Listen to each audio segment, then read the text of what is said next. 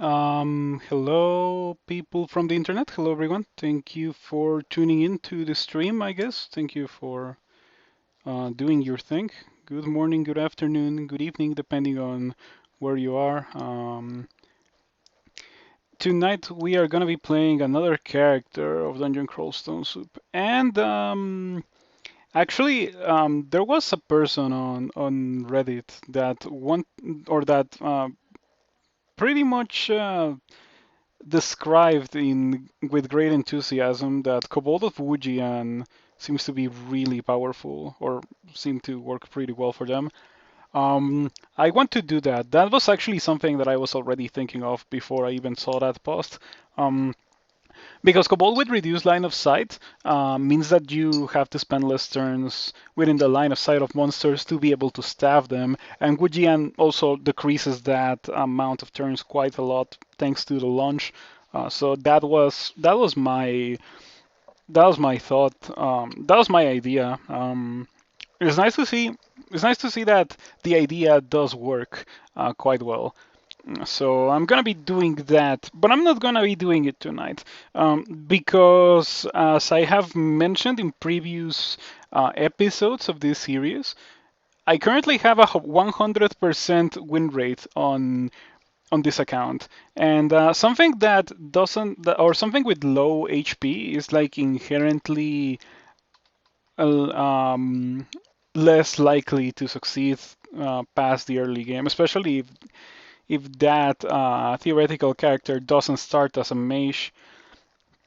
Yeah, as a mage you're kind of okay because um, you can just kill things from afar. It's no big deal. But as a melee character, you're forced to melee in the early game, which is pretty bad.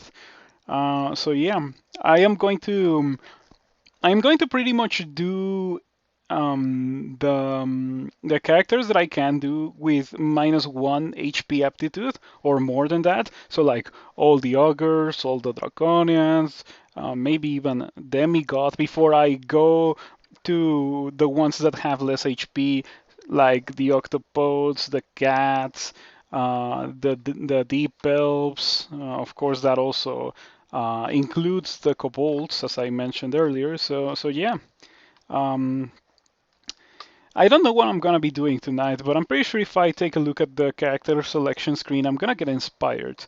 So let's press play crawl and let's switch to tiles, and maybe it works in the first attempt. Hey, it does. That's very nice. So yeah, now I can kind of take a look at my options. Oh, let's see. I really didn't give much thought to what character I was gonna be playing with tonight. But I did just set a couple of guidelines for myself, being that I'm going to play things that have, or the things that I consider to be more tanky are gonna go first, and then like we're gonna go progressively down the line until I have like only cat left because cat is pretty miserable. Octopode is fine, but I don't know. It's very fragile until you get like statue form, which is um, not something that you get early in the game, unfortunately. Mm. Thinking about going demigod, but the thing is that you could theoretically include demigod in this list of things that I've already done in the game. Because right before I started the series, I uploaded a demigod to YouTube, a demigod Elementalist that happened to win the game with Stormform. It went all 15 runes. It was a pretty fantastic character. So I guess you could consider that particular character part of the series. So I might not replay it, or I might replay it last, even after Cat. So yeah, okay. Things that have um, more HP than average. Well, to begin with, we've already done Troll. Ogres have more HP than average. Deep Dwarves. Um, no, but actually don't. Hello, Monkeys. Good to see you around. Nagas have more HP than average, but Nagas are also pretty risky regardless of the amount of HP that they have because they cannot run away from anything because they are so slow. Um, so yeah. Mm, okay, from these, like pretty much only the simple ones have like significant amounts of HP. Like I think Ghoul, Troll for sure, Draconian for sure, Palentonga, Minotaur, and Hilork, all of them have more HP than a human. And, but I don't know. I don't want to play. I don't want to play like the truly simple, just hold down tab Minotaur or Hilork. Yeah, I don't. I don't feel like doing that right now or today. I think these might also be like some of the last species that I do because of their um, highly exploited game plan. Like I feel like everyone that has created content for this game like always recommends, oh yeah, go Healorc and pick up an axe, or go Minotaur Berserker and hold down Taff. So that's why I decided to start with a troll, and then last week I did a Formicid, right? Those are well, troll is kind of like showcased for new players, but Formicid not so much. So yeah, leaning towards Sogger. I don't know. I kind of want to do Ogre, but on the other hand, book starts were just nerfed, so it might not be a good experience. Um, let's give it a try. Let's go Ogre. Good old Ogre, good old Fire Elementalist. I used to say that Venom Mage should be recommended on everything that would ever consider it to be a mage. Unfortunately, since it lost Ignite Poison, it's not really the case anymore. It was a significant nerf to Venom Mage. It was way too strong before with Ignite Poison, but I think the nerf should have been instead making Toxic Radiance a level 5 spell. Um, yeah, and leaving Ignite Poison in the starting book. As it is right now, it's pretty weak to skeletons and stuff that you find in the early game. You're not gonna be able to kill those things at all. When before, like if you found some of those, you could just throw meth and ignite poison, or a sting and ignite poison against snakes, and you cannot do that anymore. Truly unfortunate. But yeah, Venom Mage is not gonna be something that I'm gonna be playing today. We're gonna be playing Fire Elementalist. I actually like Ogre Fire Elementalist a bit. Um, I like Ogre just a lot in general. It's pretty good for a mage. You get a lot of tankiness as an Ogre, and in addition to that, you also get like decent spellcasting aptitudes. It's like -1 all across the board and +1 spellcasting, which is okay for casting level 4, level 5 things. The +1 spellcasting is actually like super nice for the early game because it will give you a fair amount of mana to cast things. And my game is currently like super laggy.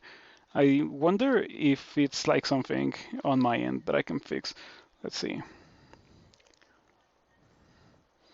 Mm, okay. When in doubt, ping Google.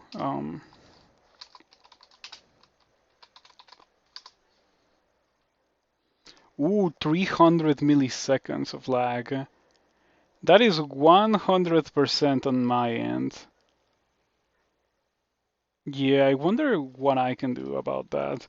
Because I can feel the 300 milliseconds of lag in this, which shouldn't be the case. Like, I know that, yeah, this is a turn-based game and it's like silly to even think about lag, but when you do things and like it takes a significant amount of time for the things to happen in the game, that is pretty annoying, especially because like keep in mind that this game is like literally thousands of commands on a single playthrough, tens of thousands of commands even. So having every one of those commands take a couple of milliseconds is pretty awful. Okay, I want to buy everything pretty much. Like, no, actually, I do want to buy everything. All of these things need to be bought at some point. But I would start with the potions of 3 because those are guaranteed lifesavers this early in the game. I'm also gonna buy these at some point very soon. And later on, I'm gonna buy the haste and the ambrosia and like pretty much everything else. Ooh, okay. The lag got a bit better while I was talking about that. That's pretty nice. Now it's like I think it's kind of like normal, but I can't confirm. It feels maybe a bit slower than normal, but not enough to make me annoyed like before. Yeah. Oh, look at that, the Spriggans Knife. Well, I was just talking about a stabber. I might buy that, and I might go Wujiang with this character, and I just might stab. I think this thing makes it so that yeah, stabs any unaware enemy as if it were asleep. So whenever you get a stab with distraction, with like Gozag or Hep or something, this thing will upgrade that to a high damage stab, like the highest possible damage stab in the game, which is the one that you get on things that are paralyzed or asleep. So that's pretty good. Yeah, it's a pretty fantastic item. In fact, it's so good that I'm thinking that it might not be a terrible idea to go Hep. Getting a D1 with shops is obviously pretty nice because it can very greatly influence how you build your character early in the game. Also, this situation seems pretty terrifying. Unfortunately, having a Jackal Band spawn at all as a mage is extremely bad. Yeah, normally you don't have enough resources or mana to kill them before they kill you. But fortunately, I trained spellcasting. Like that's literally the only thing I've trained for the entirety of the game, and my mana is 8 at experience level 3. So that's 8 Foxfires, which I may not like Foxfire a lot. I may have some issues with Foxfire, but it is a pretty powerful level 1 spell. That I can tell you for sure. Ooh, wow! Oh, okay. So this Z1 has like a million shops. Look at that. It's 5 shops. It's obvious that I have to go Gozag with this character. It's like literally the only correct choice with this amount of shops. And like most importantly, all the shops, well, not really all the shops, but almost all of them have like items that are relevant to this character. So I am definitely 100% going to be going Gozag with this character. Okay, I'm gonna turn this on until 4. Oh, that was my bad. Yeah, it's still a bit laggy, so it's like taking a couple of seconds to, well, not really seconds, it's more like it's taking a couple of moments to do the things that I input, which is definitely annoying, but I don't think I can fix it in any way whatsoever, so I might just have to deal with it, unfortunately. Still playable, even if annoying. Yeah, whenever in doubt, just ping Google. Oh yeah, it's pretty much the same as it was before. It got better for like a second there, and now it's back to how it was at the very start of the stream. Truly annoying, but what can we do about it? It's still perfectly playable, but annoying. Mm. So we got poison darts. We are a mage, very different from the previous characters that I've showcased in the series, which the two of them that I've played before are melee characters. So melee characters have much more use of darts of poison than a mage, because if you are throwing darts as a mage, you're not using your mana to kill these things from afar, right? So you're letting them get closer to you while you're trying to do something that you're not particularly good at to kill them, instead of doing the thing that you're actually good at. So I'm probably not gonna use them that much, but I do like to carry them in case I run out of mana, or in case I see like a D3 Orc Warrior or something. Oh, that's very nice. Yeah, I was concerned about that adder, um, but fortunately we were able to kill it before it went and super poisoned me. Okay, so pretty much the early game is gonna be very simple because I am a spellcaster. I'm really powerful. As long as things do not touch me, and even if they touch me, I have the Augur HP, so I can get hit like once or twice even without any defenses, and that is no big deal. But yeah, any more than that could be an issue. Um, so yeah, I am just waiting for Gozag, and I cannot believe that we also got a D2 shop. That is so lucky. Oh, look at that. It's also a pretty decent shop. Yeah, all of those potions except for, well, maybe even the bad one I want to buy. And here's why. If you buy an item that you have not identified yet from a shop that has it identified, that identifies the item for you for the rest of the game, obviously. So it's like buying a scroll of identify, pretty much. Ooh, D2 nulls. That's not good. If I didn't like, I'm pretty sure that there's gonna be more nulls where these came from. Um, there's a pretty good chance of that, and that is what makes me hesitant to continue fighting these nulls. I kind of want to retreat. Hello, Perius. Thank you for stopping by. Good to see you around. Is that a Vestal emote? Or no, I don't know what that is, but hello. Oh, it's an emote from Tonehack. I see. I've seen Tonehack. It seems that I actually don't know if Tonehack is um, he or she or whatever, but I've seen Tonehack on streaming, but I've never seen NetHack from Tonehack. Maybe Tonehack is also in a position like I am where they've already played so much NetHack that they just don't want to do so um, frequently.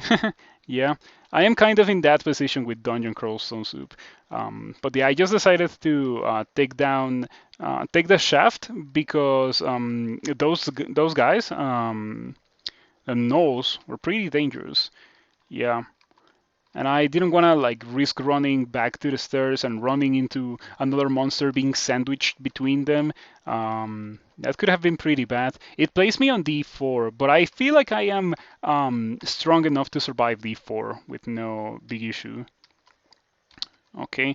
Um, Here you're witnessing like the power of the Fire Elementalist. If you happen to be fighting in a, like for example in this particular arena, it's not something that I would be favored.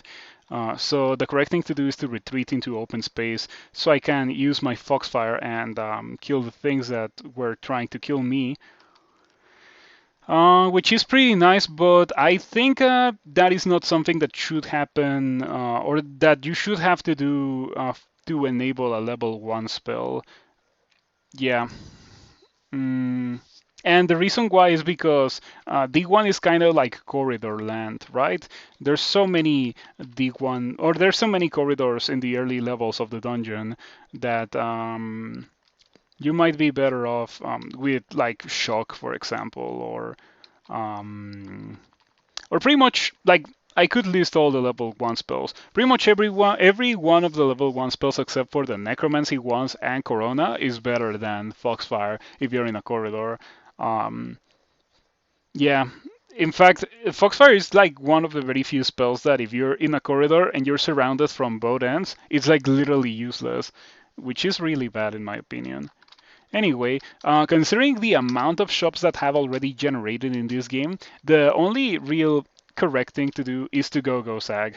And now every corpse that generates, well, every monster that I kill, to be more precise, every monster that I kill will be turned into gold, which will allow me to amass very large amounts of gold very quickly to take advantage of these shops and eventually be powerful enough to win the game, which is pretty nice. Yeah, and that's kind of the end goal of this, winning the game.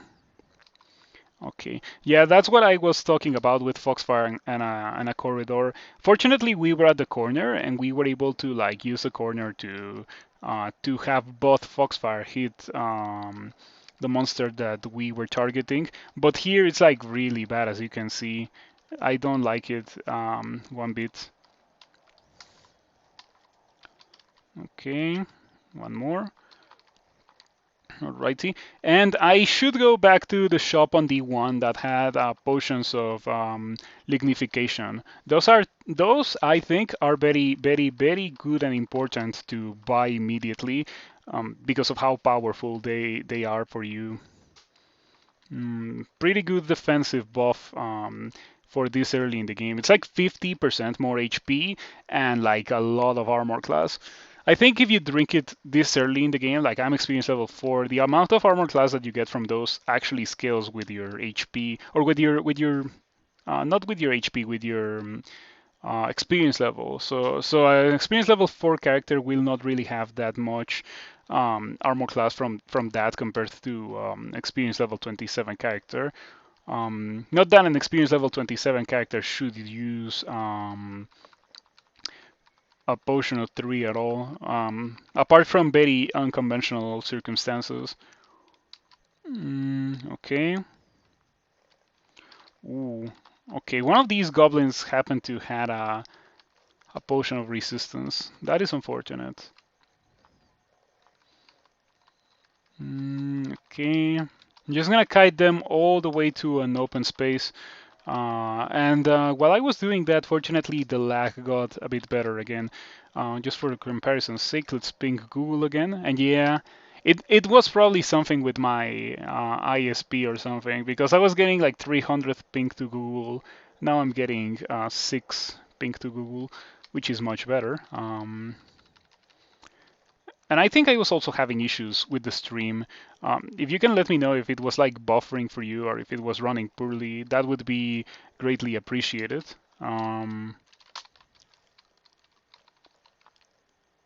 Alrighty, so we killed everything, and now we have Gozag. All that's left for me to do is to go back up to D1, and then I'm gonna go back up to D1, obviously, and we should be able to buy all those things that I really wanted to buy super early in the game.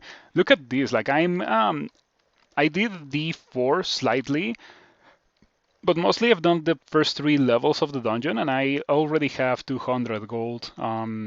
Pretty good. That is really something that only Gozag enables, and only Gozag when you find him super early in the game enables. Quite nice indeed. Okay, one more. So unlike regular snakes, adders, ball python are not really dangerous at all for this character. I think their constriction can only deal maximum 1 damage. So it's like either 0 damage from constriction or 1 damage from constriction. Pretty irrelevant for a character that already has 45 HP. The power of the ogre. Yeah, I always talk about how good ogres are and how I really recommend ogres to every new player, especially when they are trying to play a mage. If they have never played a mage before, they should really consider trying ogres, and that is why I am showcasing this particular character. Unfortunately, Venom Mage was nerfed because my one of my signature combos before the nerf was Ogre Venom Mage. I really enjoyed how powerful it was and how safe it was, um, thanks to the HP that the Ogre gets.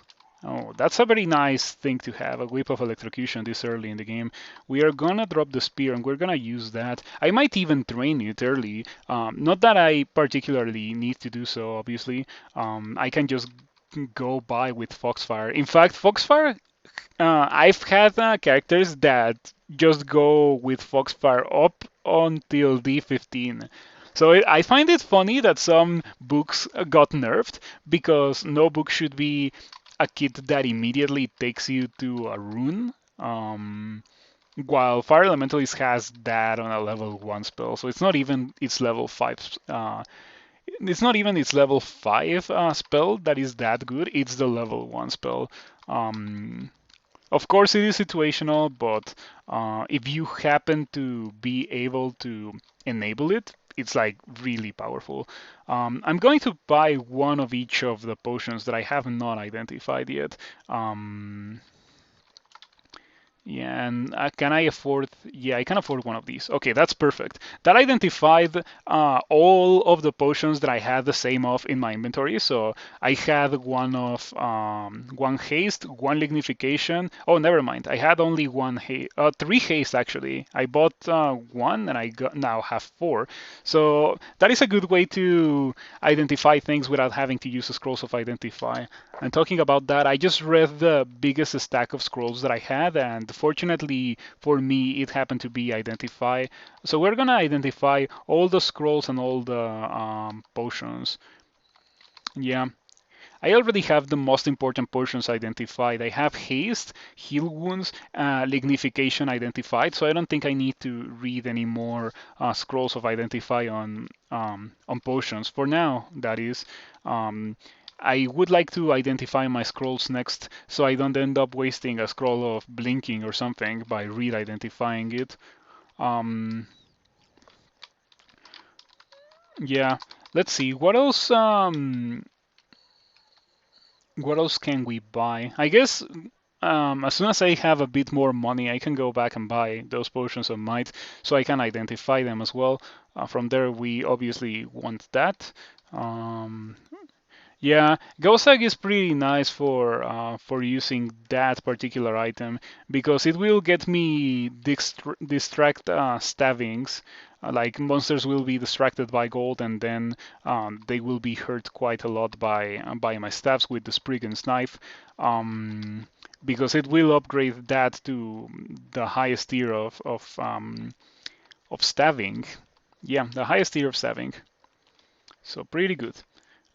Fortunately, I happen to start a Fire Elementalist because otherwise this Water Moccasin zombie would be absolutely terrifying and nearly unkillable.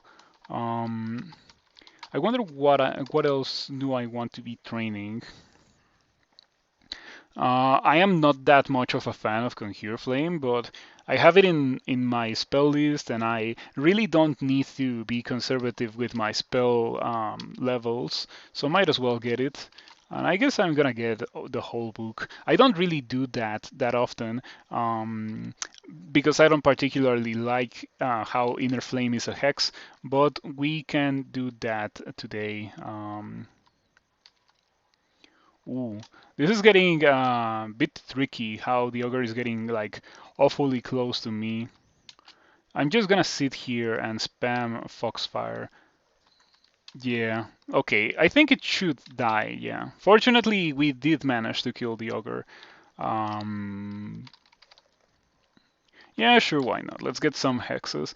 I don't really normally do that, but I happen to get, well, I happen to have Inner Flame, so why not?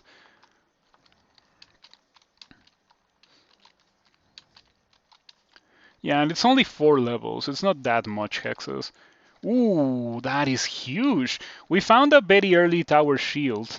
Ogres happen to be similar to Formicids. If you watched the previous episode, you know that Formicids have to train less for their tower shields and regular shields as well compared to most other species. Ogres also have that property, but unfortunately, instead of having +2 shields, ogres have -1, which is perfectly fine. I am not complaining about ogre aptitudes. I think ogre aptitudes are pretty great because of, yeah, they don't really need anything too special because they're already special and pretty good thanks to their extra HP. I'm very glad that my internet seems to be working properly now because it was getting kind of annoying to play with the lag before. Hmm. I need to find I need to find that. Oh, I think this bolt was like introduced today or something because of the demonic threes. Um, yeah, it's like literally just a regular three, but it looks cool. I like that a lot, personally. I like those kinds of little nice things that are added to the game that don't necessarily affect gameplay, but are more like a flavor thing. This is the ossuary entrance. This iguana is getting pretty nasty. Let's see what we can do about it.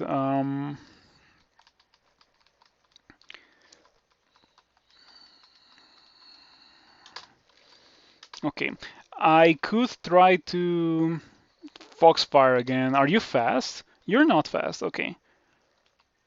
Okay. Fortunately, I only have the Foxfire once. I did so twice, but I didn't really need to do it because the first Foxfire got the kill.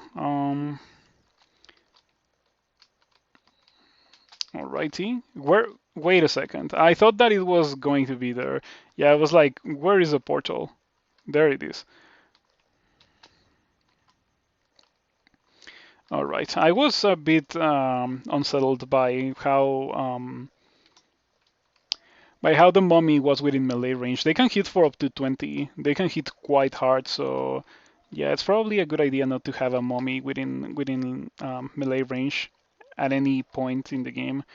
I'm gonna try to hex that mummy with inner flame. That was flawless. So there was a risk reward thing there. The risk is that it's going to make a lot of noise. The reward is that it's going to kill all the mummies, and I'm gonna have mana left to fight the things that come my way once I am done killing those mummies. And it seems that the wager has been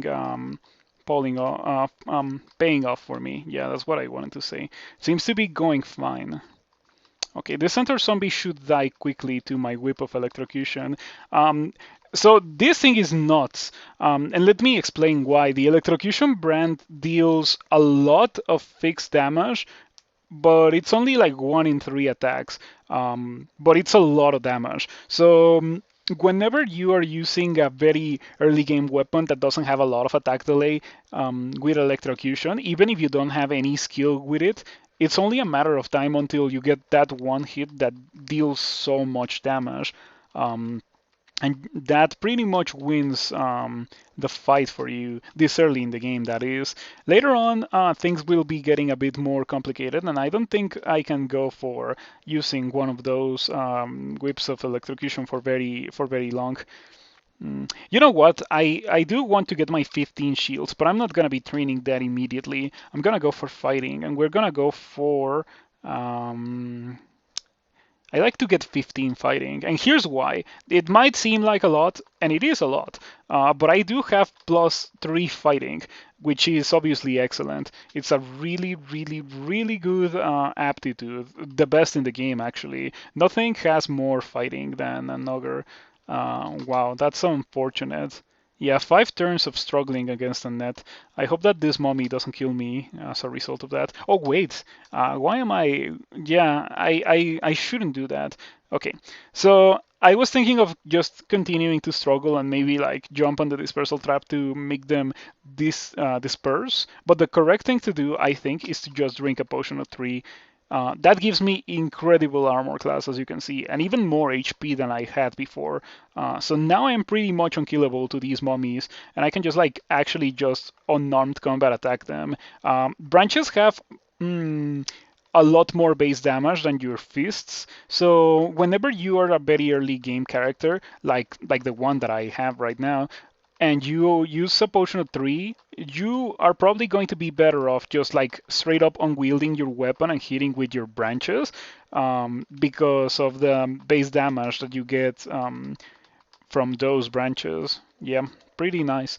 Something that you may not have considered. Ooh. Oh, look at that! What kind of D5 character gets a level 9 spell in a book on the floor? I have not played spellcasters since the book rework, by the way. This is my first spellcaster since the book rework, and so far I like what I have seen. Oh yeah, look at that. Um, Pretty nice. Meph is a pretty fantastic spell. I could consider getting it. Mm, yeah, Meph is a really, really good spell. I'm gonna get it. Why not? I don't think I'm gonna be getting Fireball because Fireball is 3 school, so it's definitely kind of expensive to get to high power, and I don't really need it this early in the game, as opposed to Meth, which can be very useful this early. I might even train for it. Yeah, I think I should just like not train fighting right now, considering how I just got Meth and go for Meth. By the way, I got a bookshop. I got a bookshop. I'm pretty sure. Yeah. I wish I knew what all of these books have. There is a Young Poisoner's Handbook, which um, I said previously that if you find that your character becomes a Venom Mage, it is pretty much this case still, even though it was nerfed. But I definitely would like to find Ignite Poison as well. Stink, Poisonous Vapors, and Toxic Radiance. Yeah, all three of those are like amazing. Stink, not so much. It does complement Foxfire nicely. If you can use Stink, well, if you cannot use Foxfire, if you're in a corridor and monsters are within melee range and stuff, you can use Sting instead. But I guess I can also do Poisonous Vapors. So when I get 240 gold, which is gonna be very soon, I'm gonna go back and buy that. And I'm gonna be using it. Actually, I just got it, so let's go and buy that. Young P. Oh, there were some nulls on D2 that I ran away from. That is right. Um, and yeah, that null had a speed of freezing, so obviously it would have dealt crazy high amounts of damage to me. And I probably wouldn't have been able to kill it when I first saw it. So it was definitely the correct thing to do to run away from it. I was looking forward to that spear as an upgrade, but I found a whip of electrocution, so might as well just stick with the whip. It's like so much better. Where is it? There we go. Okay, still no ignite poison, unfortunately, but yeah, soon we are gonna be getting that.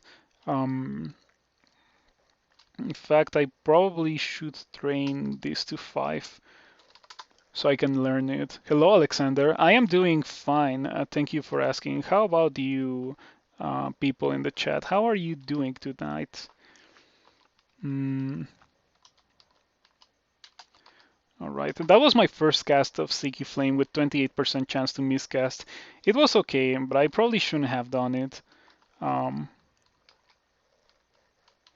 Yeah, as the bot just mentioned, you should consider joining the Discord if you're not there already. It's not really that necessary. You will only be notified of my streams pretty much. But if you ask something about the game there, and I'm probably going to read it, and I am almost guaranteed to reply if I do read it. So yeah, I guess there's little perks for being in the Discord, and it's not like a sub-only Discord or anything. Pretty much anyone who wants to join can join. That may change if I am forced to change it, of course. But if there is no need for me to change it, we should be fine. Thinking about forgetting Mephitic Cloud, maybe forgetting Sticky Flame in order to learn. No, okay. So here's the thing. I can forget things to get my new Poisonous Vapors spell, which is obviously incredible, right? But I wonder if that is like a good idea at all. Whatever. I'm just gonna go with the more traditional, just training 5 spell casting and then learning the spell without having to forget anything. That's probably better. You never know when you're gonna run out of scrolls of amnesia. It might not happen. In fact, I don't think I've ever had a character that has been like, oh yeah, I wish I had amnesia right now, apart from like super early game characters. Um, okay.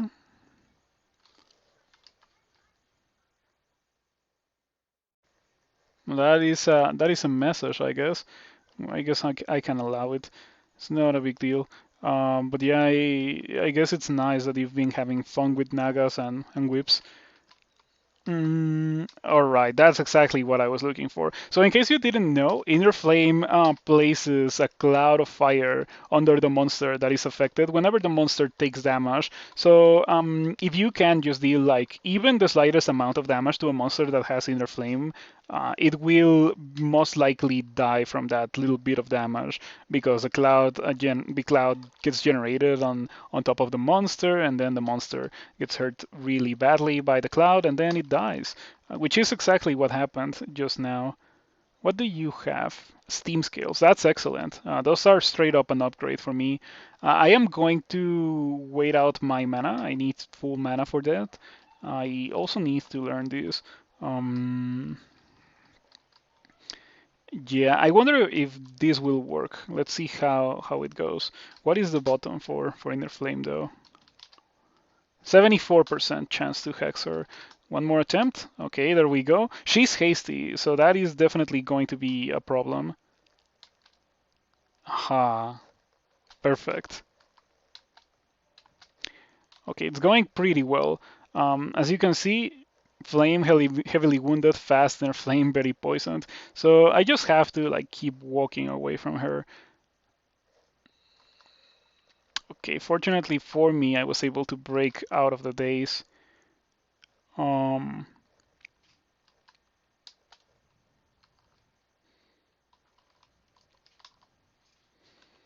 okay. Maggie explodes. And I like how, since she exploded, there's like little gold pieces or like little stacks of gold like laying on the floor. Um, so that is definitely extremely nice for me. Now I have a set of Steam scales which give me slightly more armor class than the Rove. They give me 3 more points without hindering my spellcasting at all. So that's an okay thing to have, I guess. Mm.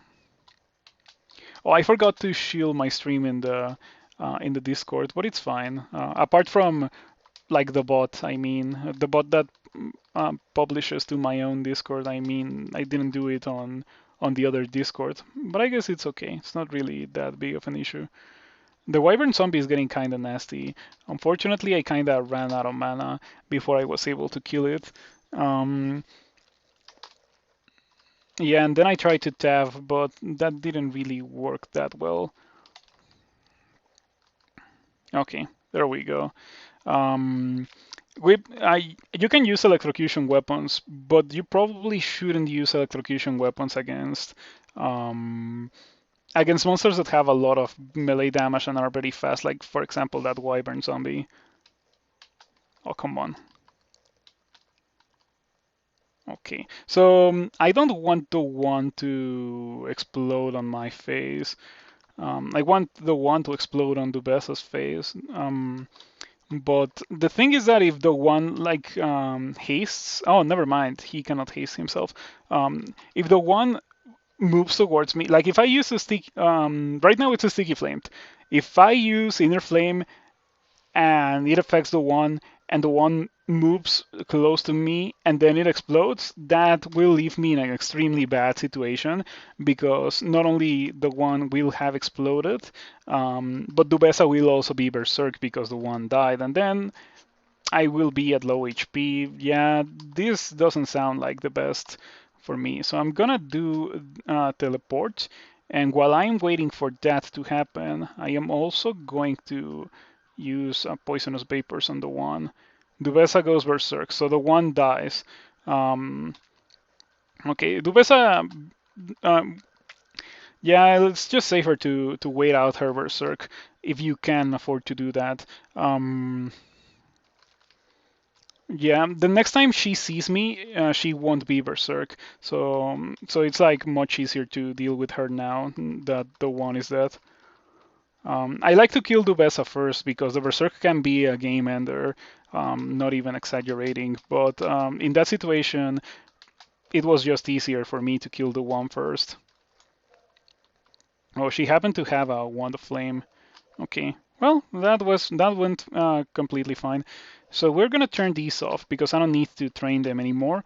I'm gonna go back to fighting, I guess.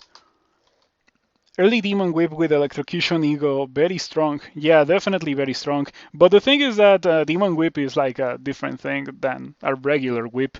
A Demon Whip is an end game weapon. A whip is like an early game weapon that you're gonna very easily upgrade from, unless it has a nice brand like this one.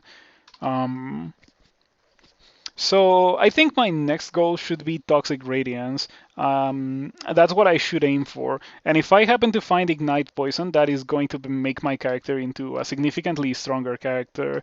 Um, but if it doesn't happen, that is also okay because having the combination of the Fire Elementalist start with the Venom Mage's best spells is pretty good and pretty like they don't really overlap. It's actually like the opposite of overlapping. They complement each other pretty well. Yeah. Like for example, against undeads and demons and stuff that are immune to poison, you can just roast them and against I don't know orc bands or something where even fireball wouldn't be good enough, you can just press the toxic radiance button 2 or 3 times and everything would die.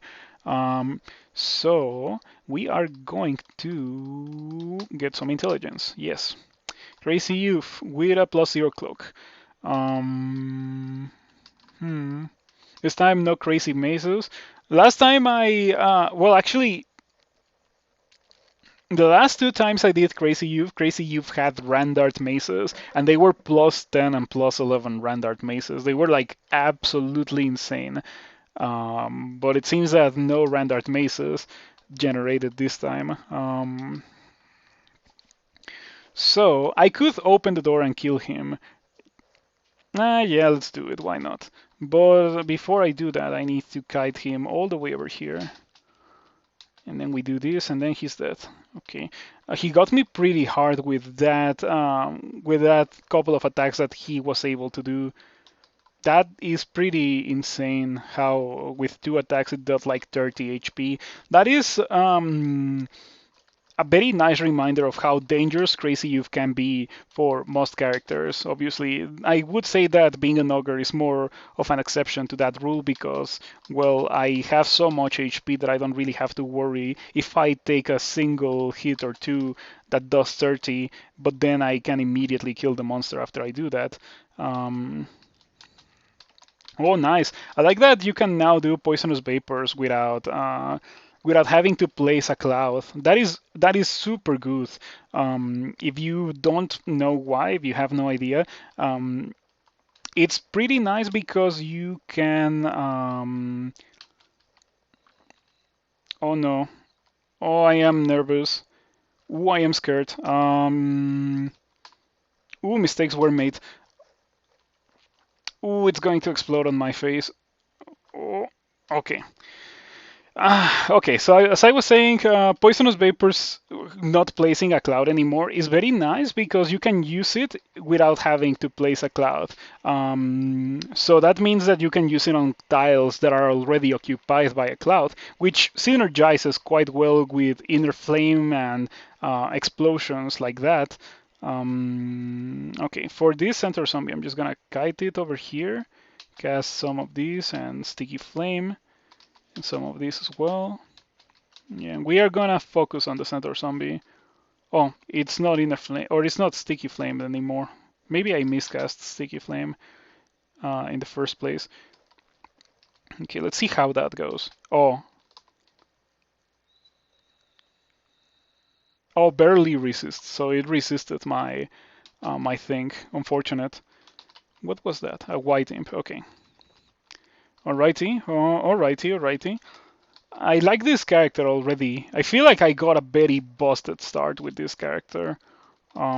So whenever you see a center on the screen, the correct thing to do if you cannot immediately break the line of sight is try to make it so that it stands literally next to you. That makes it so that it's not gonna shoot you, which greatly decreases its damage output. But then obviously you have to kill it, and you're probably not gonna be at full HP considering how it's a center with a launcher. So it probably got you once or twice with some arrows while you were walking towards it. Um,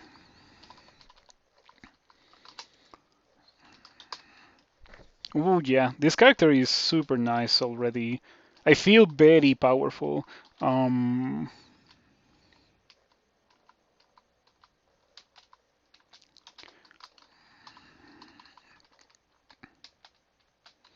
okay, the black bear is going to berserk any second now. Yeah. I'm gonna use my first charge of acid to kill the black bear and also deal severe damage to the orc warrior. That went pretty well. Mm. And yeah, unfortunately, I don't have ignite poison anymore, so I cannot do the same thing against this water moccasin. I just went for melee, but probably the correct thing to do was to also throw in some ignite poison, or not ignite poison, but some mm, maybe foxfire or a sticky flame somewhere in there.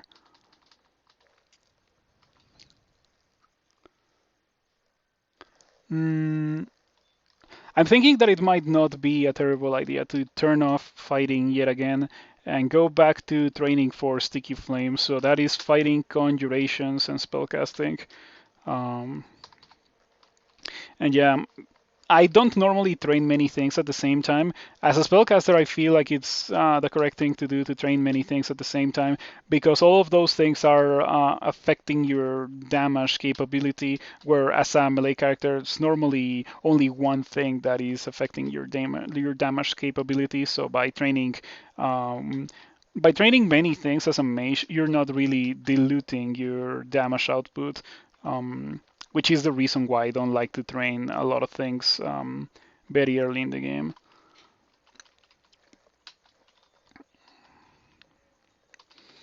Okay, that was a bit of a close call, but fortunately we had the tools to survive all of that. Yeah, the ogre hit me with the giant spike glove twice. Ooh, we got a ring of slaying, but most importantly, we got a ring of wizardry that I think will allow me to cast pretty much whatever I want. I also got an amulet of mana regen that I'm really tempted to buy. Yeah, I'm gonna buy the mana regen amulet actually. I was thinking of buying a regular regen amulet, but no, definitely the correct thing to do is to get this mana regen amulet. And I already feel that this character is so broken. Um, the thing is that I have very high value items and spells and stuff that I normally wouldn't have with pretty much any other character, just because I got super lucky in the early game and I got a million shops. And I guess I also got Gozag. Oh, I cannot buy the two of them. I guess I'm only gonna buy one of them. And I will come back and buy the other one at some point very soon. A Book of Dreams. Maybe there is a lot of books that spawn in this game now. The when the changes were made to books so that books were smaller, um, the change also included increasing the drop rate of books. But I've already found so many of them. Um, I guess it's fine. Yeah, it's fine because at the end of the day, removing the most powerful spells from pretty much all book starts is a pretty significant nerf to mages altogether, and it's better to overcompensate for that than to undercompensate and have mages be close to unbuyable, just as melee was earlier in the development version of this version of Crawl, I guess. Yeah, a couple of months ago, when the changes to monster weapon attack delay were implemented, that was pretty rough. It was to the point where a single orc with a war axe or something could kill you from full HP. Like not even an orc warrior or something, just a regular orc. It was pretty messed up. Unfortunately, it was revised, and now it's not so bad. Um, Best exemplified by the fact that I've already won two very strong, yes, but two melee characters still. That reminds me that I haven't talked about my first character in the series. So unfortunately, I thought that I had already backed it up, and I just had to like crop it and put it on YouTube. But I lost I lost part one of the troll character that I played 2 weeks ago because I didn't crop it in time and Twitch deleted it automatically. So that is obviously not going to YouTube. I was well, I could have backed up part two, but I decided not to do so because it was only part two. Like, what good would part two be without part one? Um, so I didn't back it up, but I did back up the 4 Misit game immediately, um, so that didn't happen again. Um, so yeah, what I'm going to be doing is that pretty much after I'm done streaming every night, I'm gonna back up the stream so that doesn't ever happen again, because that kind of kills the point of a series, right? If you're doing the thing and then you don't back it up to put it on YouTube. No, I got the cloak from Crazy Youth and I haven't put it on. I need to do so. I'm gonna walk away from that. Inner flame it. Alrighty. I need to put on the cloak. Okay. Pretty nice, pretty nice. Do I have any rings? Like I have so many shops already that I should have a couple of rings that I want to wear. Well, I kind of want wizardry and +6 intelligence. Maybe protection could also be nice. Um, Maybe the ring of resistance to electricity and 3 strength could also be okay. -5 dexterity doesn't really matter to me that much. And also rings of mana are pretty sweet. But I have mana regen, so I don't really need a ring of mana. So yeah, how is everyone doing tonight? It's Monday night for me, and yesterday on Sunday I had a pretty rough night, like going from Saturday to Sunday. But from Sunday to morning, it was well, like everything was okay. But yeah, I generally have issues with insomnia and stuff like that. It's kind of rough. It usually goes away when I am doing something consistently, like when I'm working a more traditional job than streaming. I don't really have that many issues sticking to a schedule. So yeah, what is this? Only for a leather armor and an amulet that I already paid for? Yeah, I don't think I want to do that. That seems like something that is best left ignored. Oh, wait a second. No, I want that. I have decided that I do want to do this. It should be simple.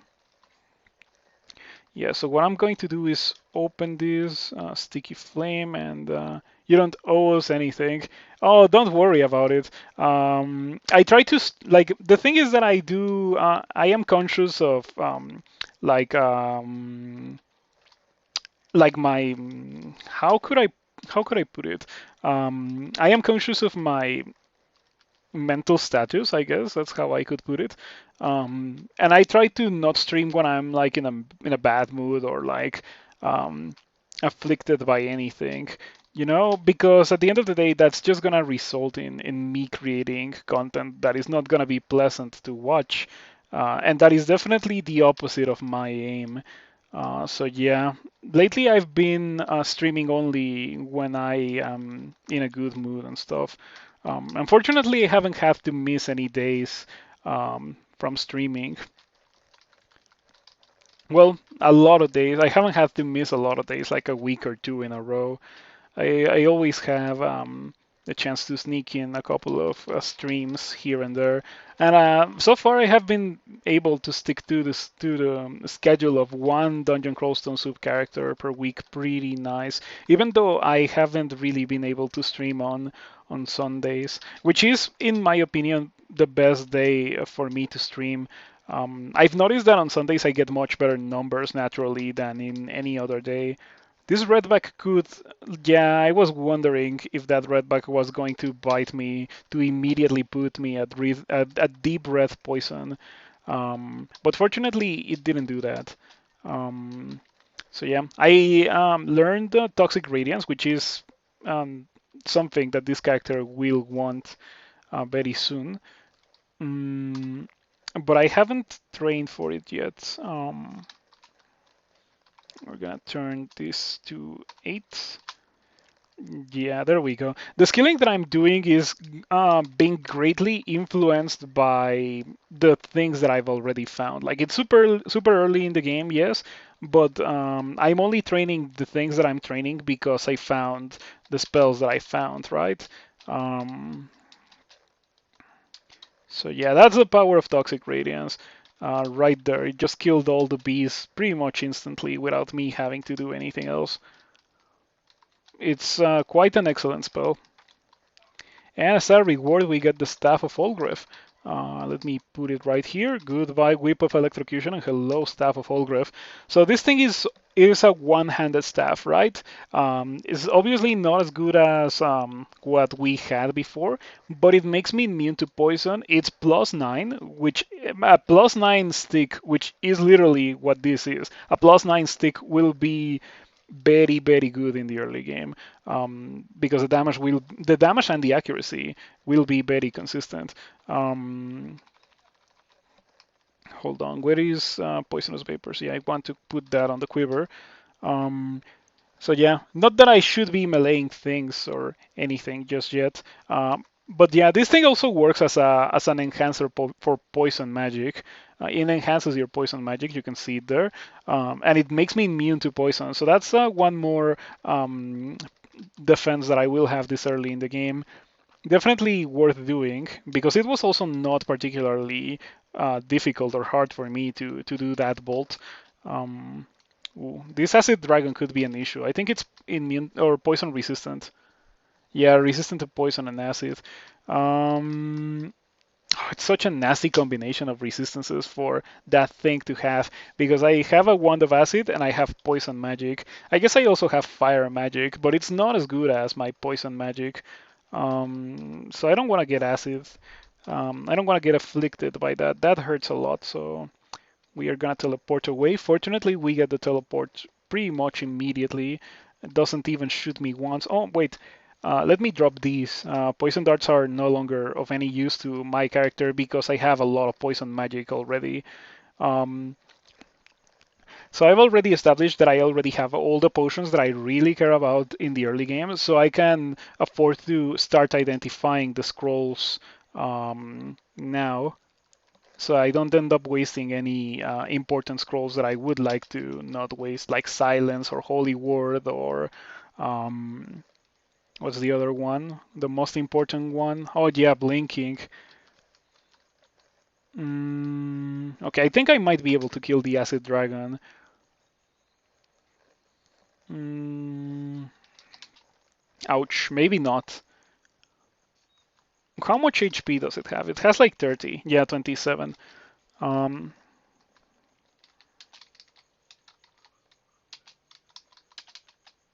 okay, so far it's looking good, and yeah, we got the kill. And it only shot acid at me once, so that went extremely well. It could have gone much better if I had Sting and Ignite Poison, but I didn't even bother learning Sting because I don't have Ignite Poison.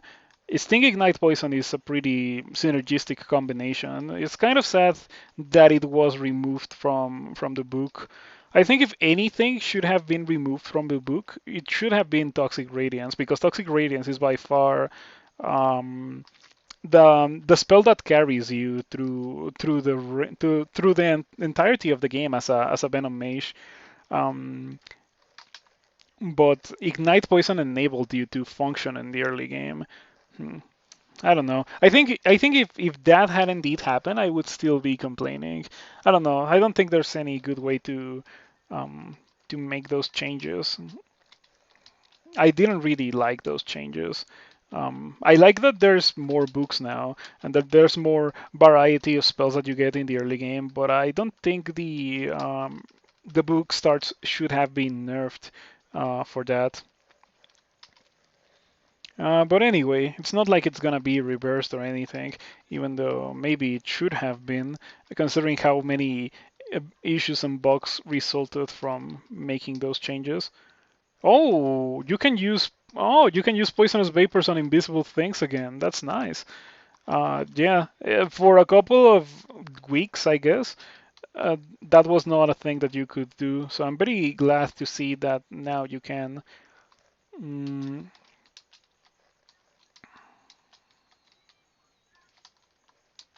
this as a dragon is looking pretty bad.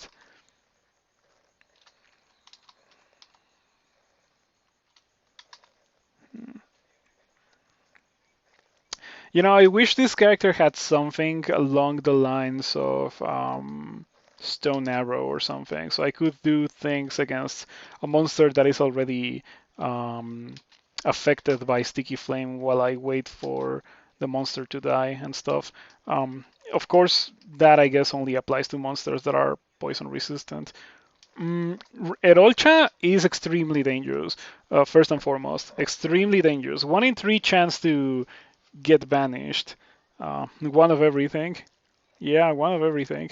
Um, Also, hello, Boastier. Thank you for stopping by. Good to see you around. Um, Erolcha is terrifying. We cannot really kill her because of that 1 in 3 chance to get banished. And unlike my previous character, getting banished is no joke. If I get banished, I just like get absolutely destroyed. Um, yeah, that would mean a game over. But fortunately, I have a file of lots on a shop. Yeah, it's a very expensive file of lots, so I'm not gonna be able to buy it. But in the same shop, there is a potion that I had not bought, so I just wanted to auto travel to get that. And as soon as I have 1,000 gold, we're gonna go and do Erolcha. Um, Yeah, I'm gonna go down to D9. We're gonna exclude Erolcha, and we're gonna go to D10. Fortunately, I've already explored almost all of the floor.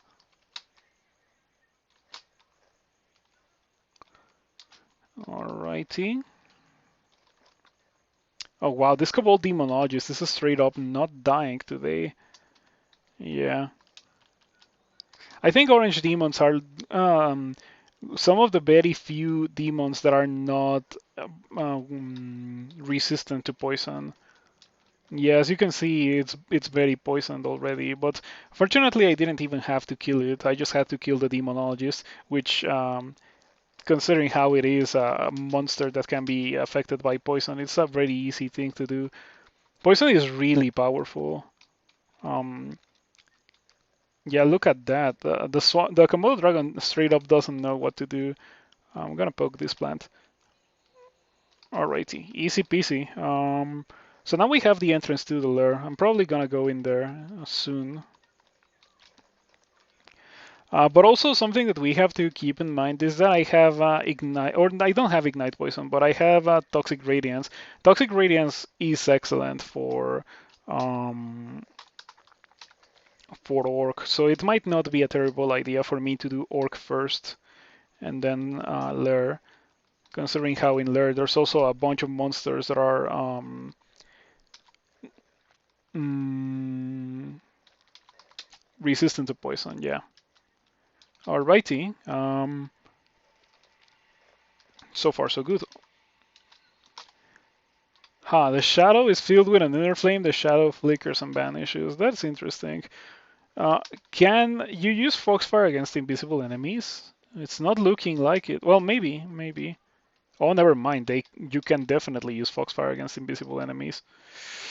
Ooh, it's gonna hurt me. Oh, it didn't hurt me. Oh, that's nice.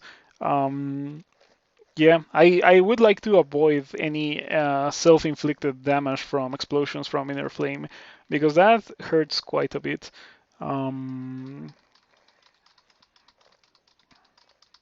okay, I think we can go back to fighting now.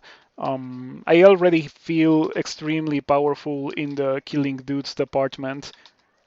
Yeah, I have so many low-level spells that happen to be pretty good for my character.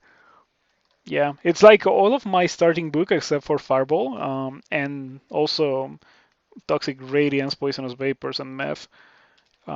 with more soon to come, of course. From these, I would like to get actually nothing. Well, maybe Ensorcelled Hibernation, and only maybe, probably not. Yeah, in fact, I'm not gonna get it. I've already made my decision. I don't think I'm gonna get that. I was only considering it because I got the Spriggans Knife, but if I use Ensorcelled Hibernation with the Spriggans Knife, it's kind of pointless if you really think about it.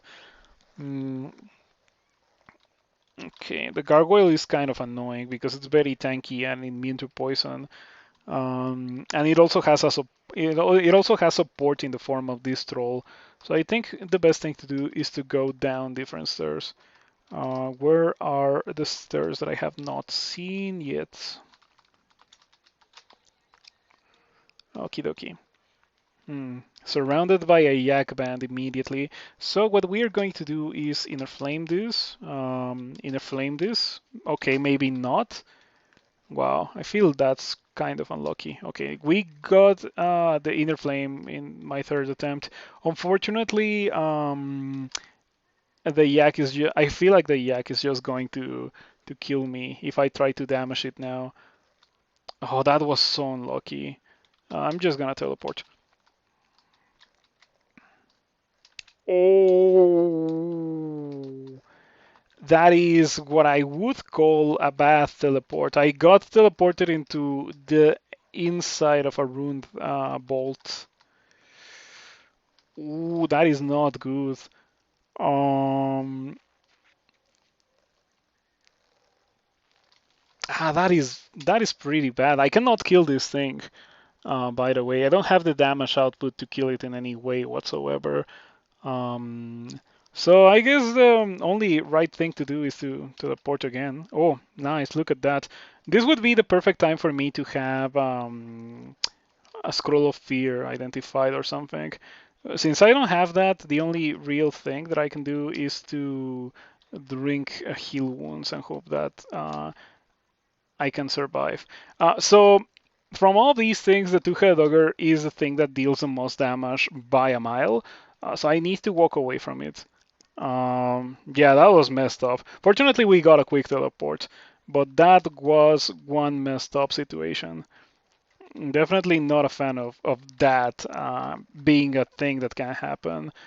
Yeah, I don't think you should ever be able to teleport into the wrong side of a ruined door, um, or be shafted into it by that matter. I've been shafted into the wrong side of a ruined door before, and it has killed me. Like that can literally be an unavoidable death. Like there's a lot of memeing around the possibility of an unavoidable death, but that literally will cause you to die with no counterplay whatsoever. That is why I think it shouldn't be in the game at all. But it can happen. Alrighty.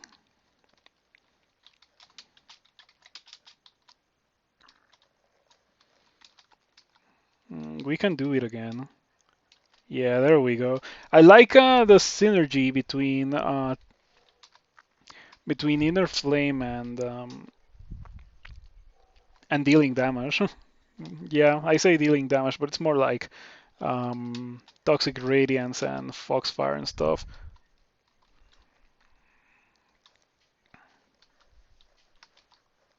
Maybe this kills. Yeah, there we go. It's such a good it's such a good spell. I love it.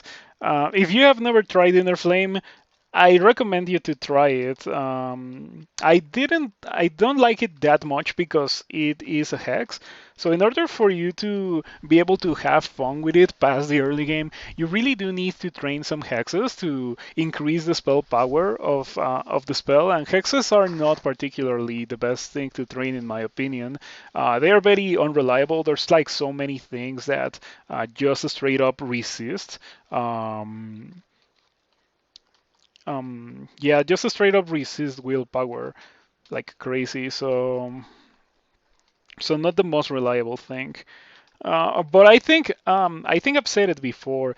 But probably my hatred of hexes also comes from the fact that I only really have experienced hexes when I am stabbing.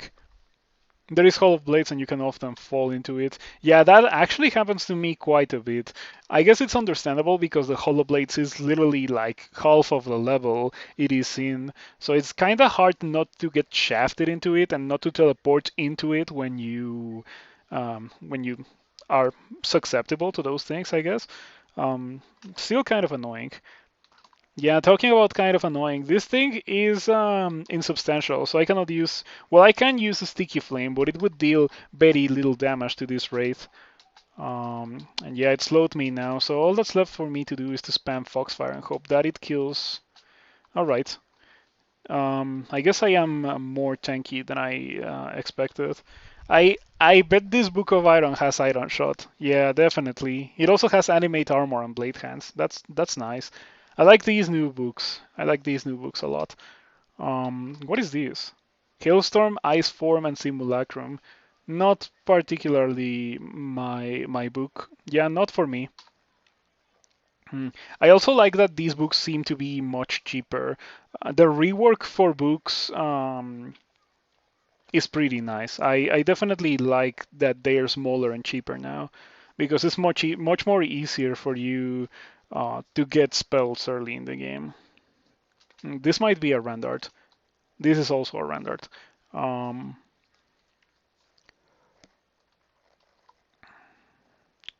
okay. Confusing touch with the Spriggans Knife might be a winning strategy. But I don't need that. Like, I have level 9 spells that I can go for. So yeah, I probably wouldn't use that. Just out of my disdain for stabbing in general. But anyway, the only real spell that I want right now, and that I will probably want for a while, is Ignite Poison. And I haven't found it yet. Yeah, it is cheaper because there were changes made to the books. Now the books are much smaller. Like let me showcase it. As you can see, it only has 3 spells, and it's cheaper now. But there's more books now, so it's more likely for you to find a book in the floor. And in addition to that, most of the book starts were nerfed. So so they lost like one. No, they lost one of their most powerful spells, like for pretty much every book start except for the ones that were already pretty weak, like Wizard or um, Fire Elementalist didn't lose Fireball. But yeah, so the reason for that change is so that you find like more exciting things to do during the early game. And from playing this character, I can tell you for sure that it works. Because this character did find some things in the early game and was able to adapt and like change the things that it was training based on those things. So it definitely did have um, the intended result, and I like it a lot. Um, so yeah, we're not gonna go in there until I have like LRD or something. You thought that it is an artifact? No, the Necronomicon always generates like that. There's obviously different artifact books, but the Necronomicon is definitely not one of them. Mm,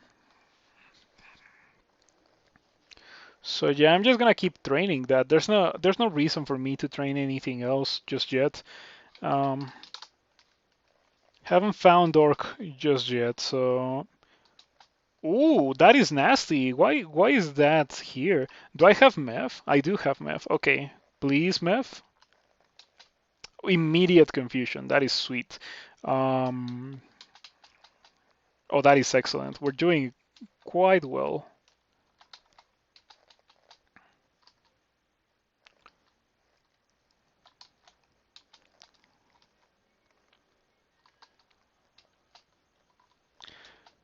Oh, that's a mage. What is a Nogger mage doing on D12? I feel like that is unusually out of depth. Fortunately, it is confused, so it cannot paralyze me. I really should do something about that. I don't have any sources of willpower, so that is definitely not what I wanted to see. Ooh, the Ogre Mage is no longer confused. But it is extremely poison, so it should explode in like 2 turns. Yeah, there we go. Okay, that was interesting. Well, that is really bad. Yeah, that happens to be extremely bad. Getting shafted in the middle of a Hell Knight band with a Wolf Spider Simulacrum in line of sight, that is extremely bad. We need to immediately teleport away from here. And I wish I had magic mapping already identified. I'm gonna have to read some scrolls to identify it. Oh, I guess I have a decent stack of blinking. 2 more. Oh, of all the places where I could have been teleported, that's literally, well, not, I guess I shouldn't say literally, but from the squares that I've seen, I got teleported into literally the worst square possible from the squares that I have seen in this level, from the tiles, from the spaces that I've seen. Because of that, yeah, this thing is no joke. It really, really hurts. It's insane how much damage it deals. Um, oh, I got a better cloak. I'm going to switch to it if I do not die. Seriously? Seriously? Okay, I don't need to torment myself. This is not ideal. What is that? It was a Wolf Spider Simulacrum, in case you didn't get to see it. So fast, cold damage, like you cannot outrun it, and it hits like a truck. That's pretty much what it is. Um, so yeah, it was not ideal. Um, okay, I wonder what I should do. Maybe Meth would not work. It's kind of a run of cursed teleport scrolls. You think? Yes, definitely. That's the second time a teleport scroll has like screwed me pretty badly. So I have to agree. From the sample that we have, I would say that this run has had some pretty bad teleports already. Let's hope that I do not die from that. Ooh, what? Excuse me, that can. Oh, never mind. Never mind. You know what happened? I walked and revealed Roxanne. Yeah, I walked and revealed Roxanne, and then I got teleported. Um, so that's what happened. But still, it's a pretty funny message to get. Roxanne moves out of you. It's not a message that you will otherwise get unless you happen to teleport the turn that Roxanne comes into line of sight. Pretty nice message. So I'm just gonna rest to full HP here, and I'm gonna read the rest of my scrolls. I wanted to conserve them and to read identify them, or to read identify on them, but I need the magic mapping, like right now. Um, that is the entrance to vaults. That is the entrance to vaults. So it obviously has some very high level monsters that I don't want to mess around with. Oof. So all the stairs are literally in the opposite direction of where I currently am. I can also take this hatch up. It is probably unsafe to do so, so I'm gonna try to make my way to some stairs. Mm, I don't wanna go towards those undeath monsters because I really don't have a way to deal with them. Ooh, and talking about not having a way to deal with that, this Tango Warrior with a Bardiche is pretty terrifying as well. Bardiches in general just like are insane damage. They are literally the biggest polearm that can generate in the game. So monsters with those are definitely not what you want to see. Yeah, everything is extremely dangerous. I find it pretty fun how pretty much everything was extremely dangerous. Okay, I think I killed the Tengu warrior. Oh, that is nice. We did manage to get the kill on the Tengu warrior. This center warrior will probably be accompanied by a mage, well, by a band, I mean. So far, it doesn't seem to be the case.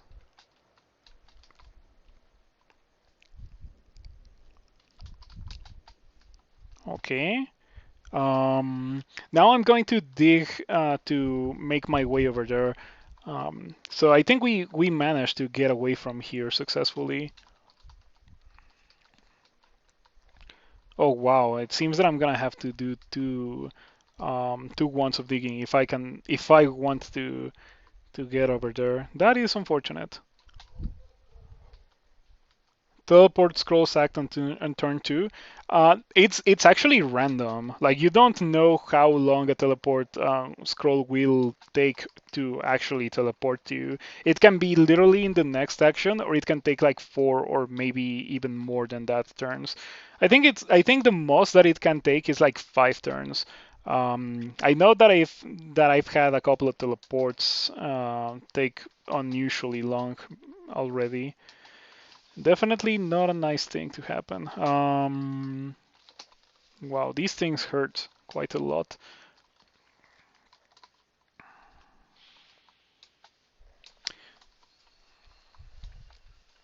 Okay. Ooh, that was interesting, and I would like to say that close call that we just had was not a direct result of me like making mistakes. I think that was just a straight up bad luck. Um, but fortunately, I was able to survive it. What happens if you activate 2 teleport scrolls in a row? So if you read one and then when you have the status effect that would teleport you, you read another one. What happens is that your first teleport gets cancelled. So if you read 2 teleports, it's like reading 0 teleports, which can be useful for you. Yeah, you might want to do that. In fact, there's been situations where I have died on stream because I didn't do it. At least one situation that I can think of. Like, oh, I need to teleport because the things are getting pretty bad. And then in my next action, I try to kill something and I succeed at killing it after like struggling against it for like a million turns. And I'm like, oh, okay, then I don't need to teleport anymore. But instead of reading it, I figured, well, maybe let's not waste the scroll teleport. I'm probably going to land in a nice spot. And what happened is that I landed in an even worse spot than where I was before, with like no HP and no mana, and I died like almost immediately. So yeah, um, there is definitely occasions where it's a good idea to do just that, to cancel a teleport. I was thinking that it would be a good idea um, to get Troll Letter Armor because I like Troll Letter Armor a lot. But I just remember that I am with Gozag, so Gozag prevents you from getting those things at all. Um, I think I should go back for that file of lots. And now we are gonna go fight Erolcha. Maybe that's enough fighting. Yeah, that's enough fighting for now. Let's just train shields. I already have a tower shield, so I definitely do want to be able to wear it soon because it's a pretty significant tankiness increase for a Nugger when you have it at a point where it no longer hinders your spellcasting. Right now, my spellcasting is pretty sweet, but if I put it on, it gets mostly butchered. So I need to wait until that is no longer the case, which is not necessarily to remove all the penalties. I might be able to get away with putting it on once I have like 10 shields or something. Um, so, Erolcha, where was she? She was in D9, so let's go back to D9. Alrighty. So, there is a slight chance of Erolcha waking up the turn I step into her line of sight and banishing me in that same turn. So in order to prevent that from happening, I'm just gonna sit here and yell. Yeah, now we just wait for Elolcha to come my way, and we immediately waterlock her. Let me remove the exclusion as well. So now we can kill her without being afraid of Elolcha banishing us. And I'm going to do just that.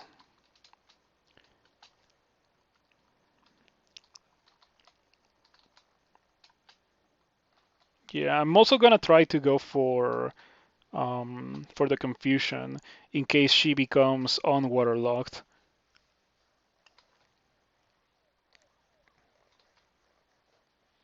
Okay, she's going to die any second now. Are you still waterlocked? Yeah. Almost that confused, extremely poisoned, slow waterlocked.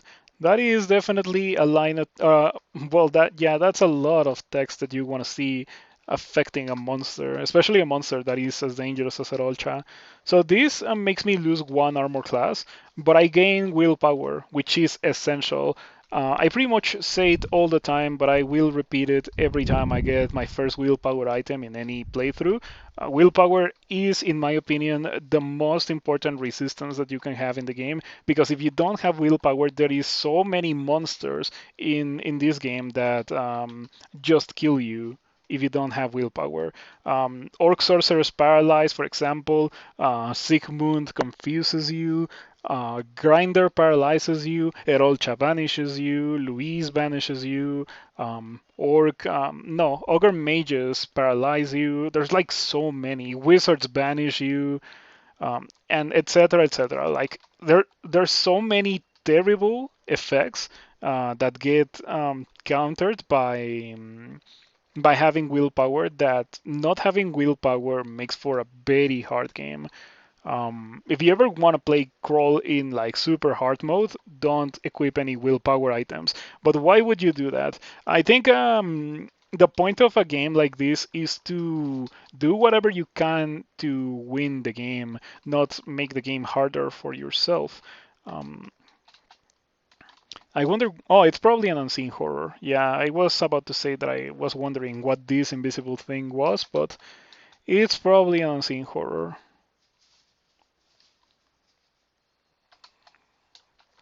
All right. Pretty good indeed. Oh, Manifold Assault. I don't think we're gonna give it any use with this character. I think this character will be a traditional spellcaster doing spellcaster things. I don't think I'm gonna diversify into anything that would make Manifold Assault better than the spells that I already have. Um, but we shall see. Maybe it does end up happening. All right, that was nice. I am very glad that I remember that I could confuse the boulder beetle with meth. Yeah, because otherwise that would have hurt a lot. Let's see what we get here. Mutation. Very nice to have 5 potions of mutation. That certainly decreases the risk of me being stuck with a terrible bad mutation. Um, and as always, I would like to remind you that it's probably not the best idea for you to use potions of mutation if you want to win the game. You should generally only use them if you have a bad mutation that you want to get rid of. Yeah, I prefer to completely ignore the mutation system because the bad mutations that you can get, like, literally can make you lose directly, while the good mutations will not cause you to immediately win directly. So, yeah, it seems kind of like a no-brainer to me to not engage in the mutation minigame when that is a thing that can happen. Of course, there is exceptions. And I guess the most noticeable exception for me and my stream, considering the characters that I've played in the past, is some. When I have some, I don't particularly care too much, but I still do not drink potions of mutation except to try to remove extremely bad mutations. So yeah, there is that. Interesting. What if TP scrolls act like mutations? After TP, you have monster around? That would be bad. Well, I guess it wouldn't be necessarily bad, but it would certainly be a significant teleport nerf that I don't think is particularly necessary. Maybe what could be done would be reintroducing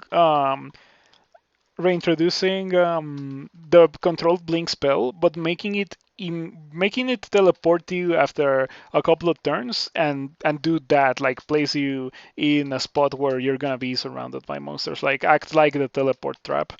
I feel like that would be an interesting way to balance that. I think it would still be worth it to use, but it would be much less powerful, and it would certainly not replicate the effect of a scroll blinking. So yeah, maybe I should suggest that idea to a developer. Um, it would be nice if that got introduced to the game, actually.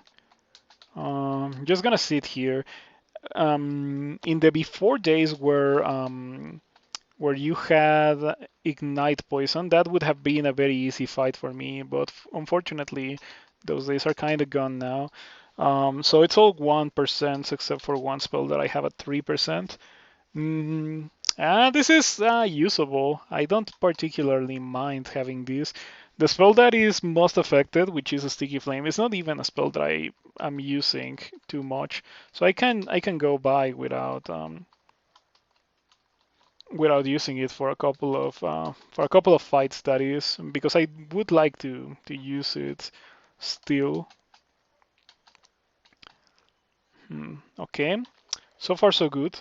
I'm going to use Ice Blast. I should probably train a bit of invocation or a bit of evocations to make better use of my consumo or my experience evocables and evocables in general. I have a fair amount of experience evocables already, including the Staff of Olgreef. It's not precisely an experience evocable, but it is an evocable. But I don't know if I should even bother with the Staff of Olgreef, considering how I have a Toxic Radiance already. You have zero resists now. Mutation? No, I strongly disagree. I stand by what I said. Like I already explained why I personally think that it's best to completely disregard the mutation minigame on any character whose only source of mutation is having potions of mutation. Like imagine if I drank those now and let's say I get like the ideal mutations. Let's say I get the best mutations in the whole game. Let's say I get robust and one pip of every resistance, including willpower. And then later on in the game, maybe right now in Orc, let's say one of these Orc sorcerers summons a Necosec, and the Necosec gives me Bloody Vision, and then I cannot teleport under on certain circumstances, and I end up dying because of it. So like the good mutations that I had did nothing, while I could have just not gotten those mutations and still be able to progress through the game. Um, and just like get rid of the bad mutation when it comes. I think that is definitely like the correct thing to do. Because the pretty much as I already mentioned, the good mutations that you get will not instantly win you the game, but the bad mutations have a pretty good chance of putting you in an unwinnable situation, like much more often than normal. Yeah, I don't really have anything else to say about that. Passage is still an option. Poor man blink. Yeah. Passage of Golubria, right? I haven't really given it a lot of use, but it is a very powerful spell for sure that I should use a lot more. As a Jin, it's a pretty nice spell. Yeah. If I get Passage of Golubria on this character, I would probably learn it. I don't think I would use it that much, but I would think about it. Okay. As you can see, even without Ignite Poison, Toxic Radiance, and Poisonous Vapors, this is still destroying this place. Because every one of these orcs is vulnerable to it. In fact, in the whole mines, there's one monster that has poison resistance, and that is the Warg. But Wargs are a joke compared to Black Mambas and Hydras and the very nasty things that generate in Lair.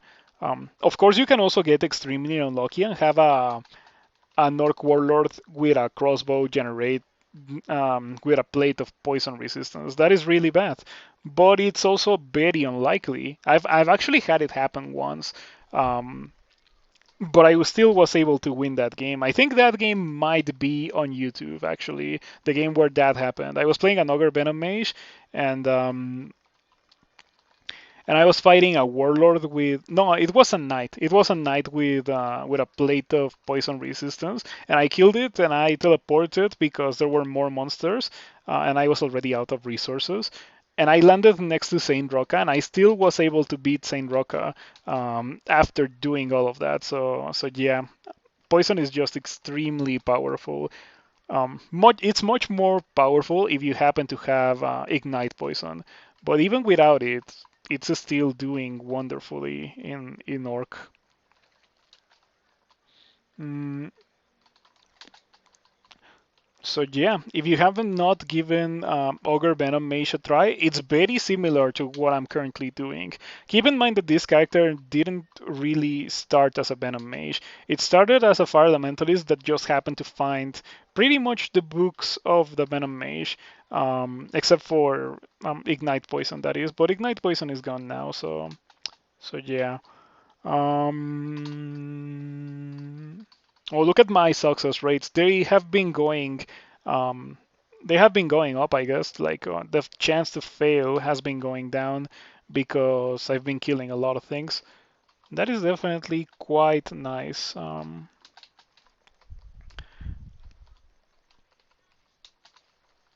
Okay, this whole thing of doing orc before doing lair is something that not a lot of characters can get away with. In order to do it like as safely as possible, you need good HP because of all the smiting.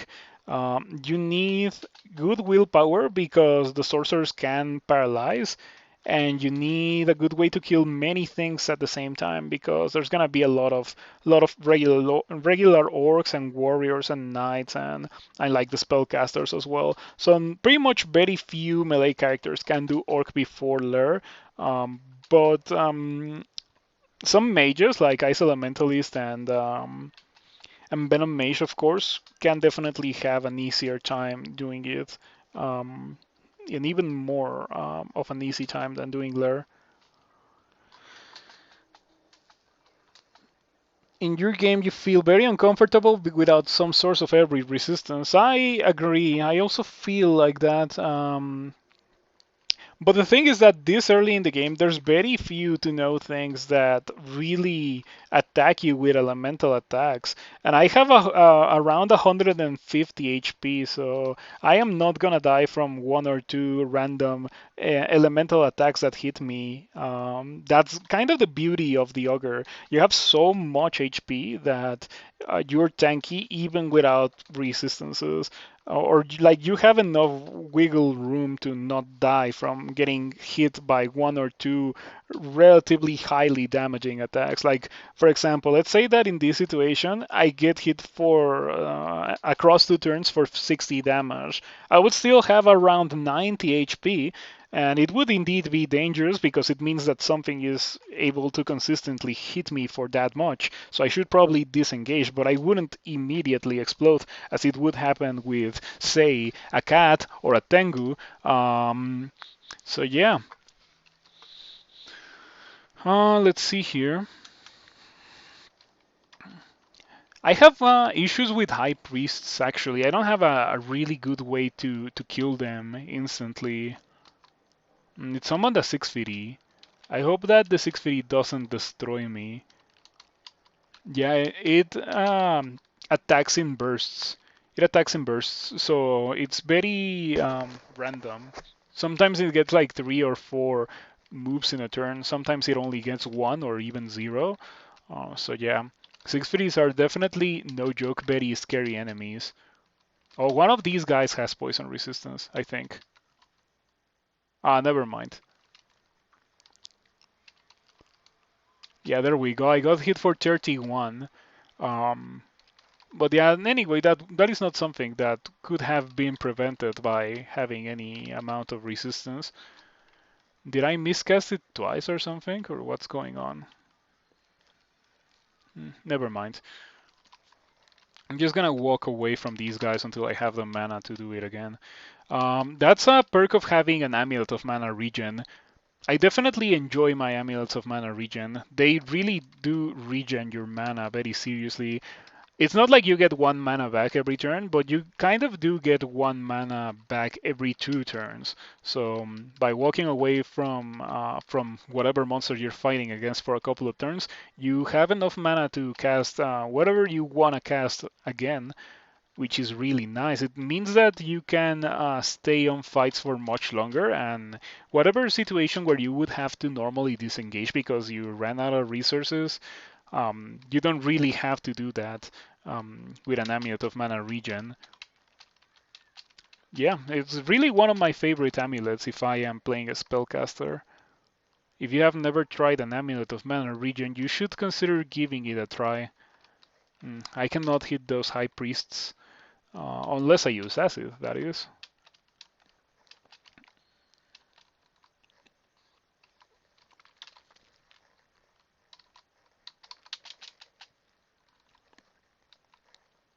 Okay, it's gonna die any second now, so I don't really want to use any more, um, yeah, any more consumables on it.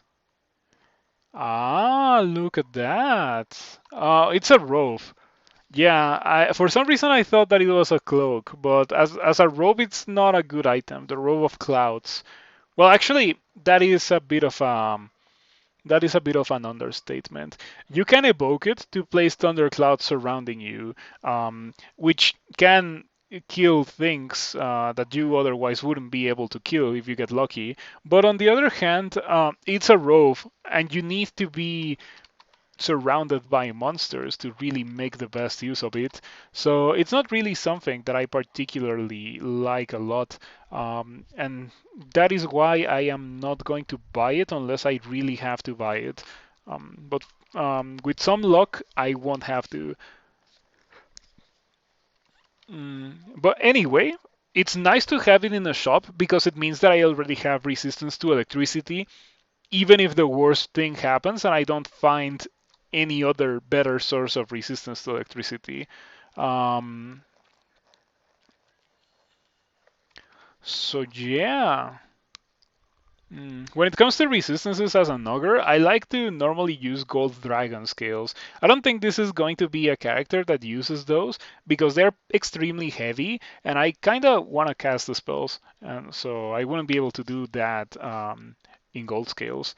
But I might go for fire scales, ice scales, or most likely, if I can get them, storm scales. Um, the thing is that I'm with Gozag, and Gozag turns all corpses into gold. So, in order for me to get storm scales, I need to buy them from a shop or just find them on the floor. Um, Getting them from Marjorie is not an option anymore because I got Maggie. So yeah, it's a bit of a minor downside. Acid armor looks nice. I don't particularly like acid armor that much. It is okay, but I have a row of willpower which is necessary. Um, and I don't really get hit that much, so I can go by without getting more armor class for now. Later on, I would indeed like to upgrade. Um, so yeah, I should just buy this immediately. Why did I even put it in a wish list? Yeah, maybe it was a cloak of willpower or something. I have Gozag, which means that I have pretty much unlimited money. It's probably a good idea for me to actually exploit that. Um, so yeah, that was Orc. Wait, I haven't done all of it, actually. Um, I can go upstairs from here, and there's gonna be a section that I haven't cleared yet. Okay, Sonia is definitely a free for me to kill. She has a Venom brand instead of Distortion, and she has obviously Cure. She pretty much always has that. But I happen to be immune to poison, so I'm definitely not afraid of her at all. And she's gonna die from the poison any second now. And whenever I find her, I'm gonna pick up her darts.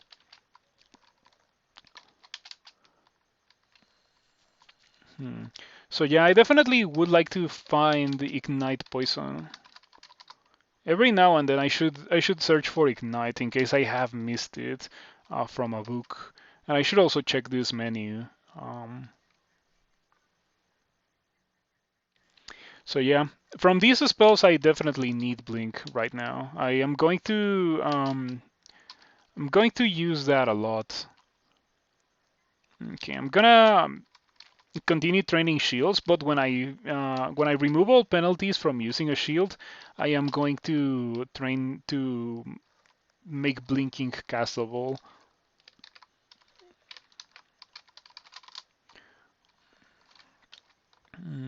Okay, I'm gonna go back to buy this potion of magic.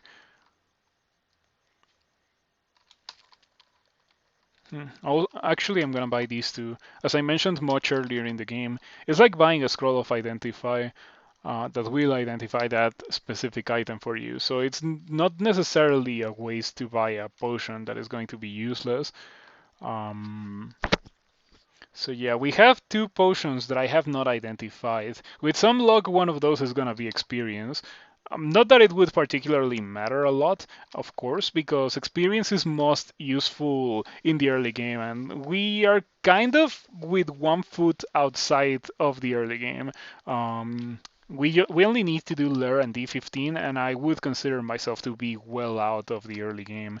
What I mean is like if you find it when you're like experience level 4 or something, that's when a potion of experience is most powerful in regards to the skill experience that you get, like the experience that goes to these skills.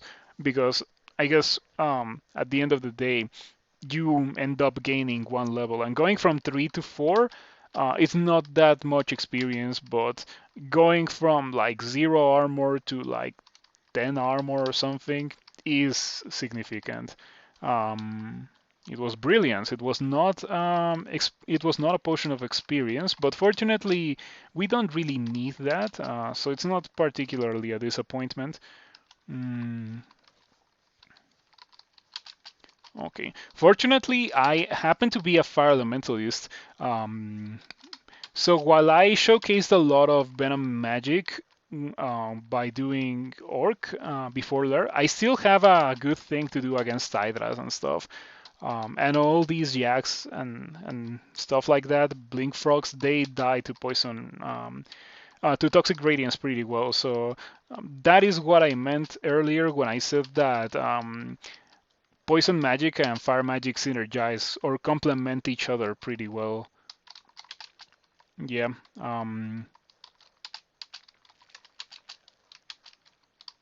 Oh yeah, this character is pretty good. I am really having a good time with this character. Oh, I could have killed the Cane Toad by poking it with the Staff of Olgreef. By the way, I think this thing can poison even monsters that are poison resistant or something. Yeah, I'm pretty sure. Oh wait, maybe. Hmm. Oh, never mind. If the wielder is skilled in evocations, they can inflict poison damage on those struck by it, even piercing through poison resistance. So yeah, but even if you don't have evocations, you can still use it as a melee weapon super early in the game. Like for example, I just killed that bullfrog by poking it with my staff of Olgreef. Um, what is this? A fine dagger. Well, we are going to leave that on the floor. I don't need to even check that because I know it's not going to be better than the Staff of Olgreef. It's very hard for anything at this stage of the game, even a very nice weapon for a different character, to be better than the Staff of Olgreef. Yeah, like being immune to poison is a big deal. Um, it greatly reduces the damage that I would take from water moccasins and black mambas and bees and all that terrible stuff that normally generates here. That includes cane toads too. They definitely can hurt you a lot um, if you don't have poison resistance, and even with poison resistance, sometimes they manage to pierce it. So being immune to poison is definitely the greatest thing. Okay. These fire crabs are immune to fire, but they're weak to poison. For some reason, crabs in this game are weak to poison. So you can poison them, and they will die pretty quickly to poison. Okay. Shoutouts to Meth, preventing the fire crab from hitting me with that blast of fire. Yeah, that is definitely something you don't see that often, but it is quite powerful. All right, pretty well. That went pretty well indeed. Yep. This character is very different from the characters that I've already played in the series. As I mentioned at the very start of the stream, I wanted to play a spellcaster just to like add some variety to the series. Any artificer can be better in the situation since you still have zero risk. Oh, any artifact. Now, as a switch-in, like as a sky weapon, maybe. I guess I should check it, because it's literally free to check it, right? So I'm gonna like kill these jacks and check it. Okay, let me pick up my gold. Oh, look at that! That is certainly a thing that is tempting. Yeah, Archmagi is a pretty nice thing to have as a spellcaster because it greatly increases your damage. It increases your spell power, which in turn increases your damage and like in general the potency of your spells. On the other hand, I need the willpower that is being provided by the robe, so it might not be the best of ideas to switch to using Archmagi. Or at least if I do that, I shouldn't do it immediately. I should wait until I have another item that provides me with the resistance. Mm,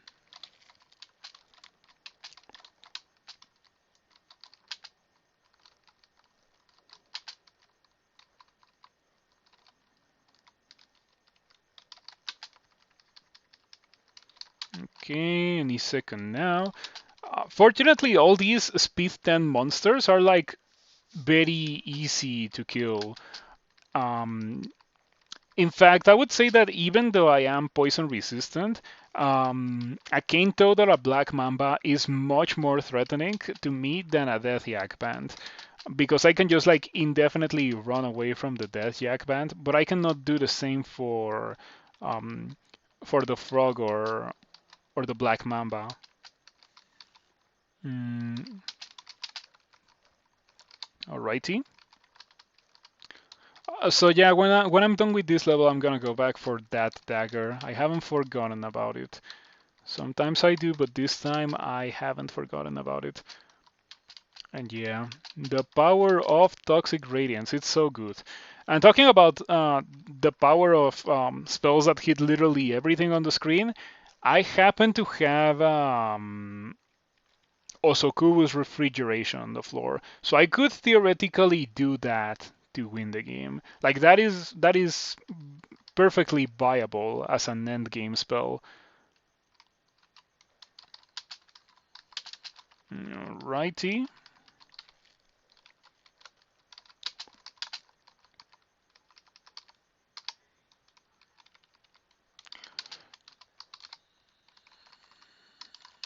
So yeah, I think I mentioned it earlier, but I didn't get the chance to back up the episode 1 of the series. So the troll enchanter that started it all, I didn't really get a chance to back it up. But I did back up the Formicid. The Formicid only needs to like I need to download the video and maybe make some changes to it and upload it to YouTube, or maybe I should just like upload it directly from Twitch. But either way, it's going to YouTube. It's probably going to be there this Saturday. If you didn't see the character and you want to take a look at it, it will be on YouTube when you're ready for it. And I hope that it helps you. In fact, I think that is going to be a very good thing to have, a very useful thing, because the early game of that character was messed up. It was definitely not easy. So yeah, that character will be an excellent example of how to survive an early game when you're not precisely the most powerful of characters. Uh, you hear the rumble of an avalanche of rocks. That means that the portal is so close to me that it's like not even nearby or anything. Um, so I know the portal is here. Yeah, it's right inside there. Um, so I just need to get rid of that Hydra, and we can go enter the volcano. Yeah, as I told you, it is right here. And unfortunately, I only just realized that I don't really have a good way to deal with these things. They kind of hurt a lot because I don't have fire resistance. My only source of fire resistance could be a potion of resistance, which I don't have. Wow. Okay, that is slightly surprising. I thought that it would have, or that I thought that I would have a potion of resistance by now. But the only ones that I have are in a shop. Mm. Okay, I think I can turn off shields for now. I think we are good when it comes to shields. And I should probably train some evocations, at least 8. Or maybe I could train ice magic. Let's see.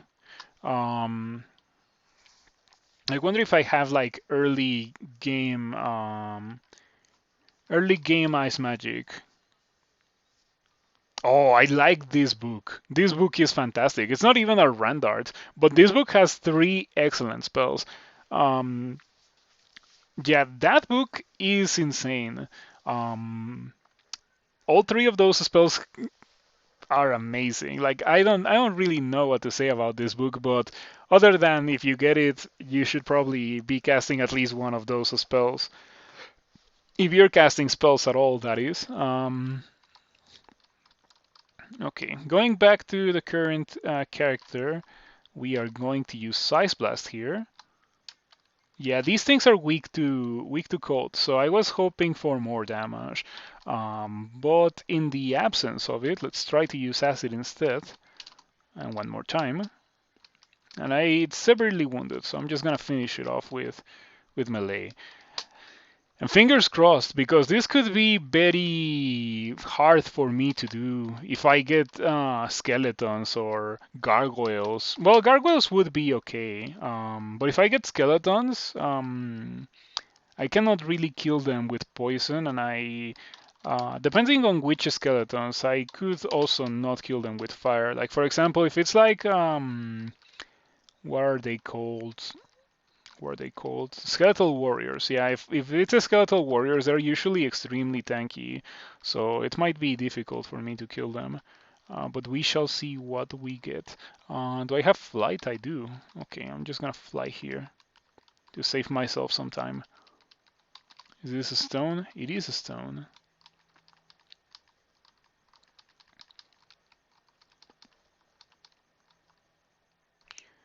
Okay, let's see what we get here.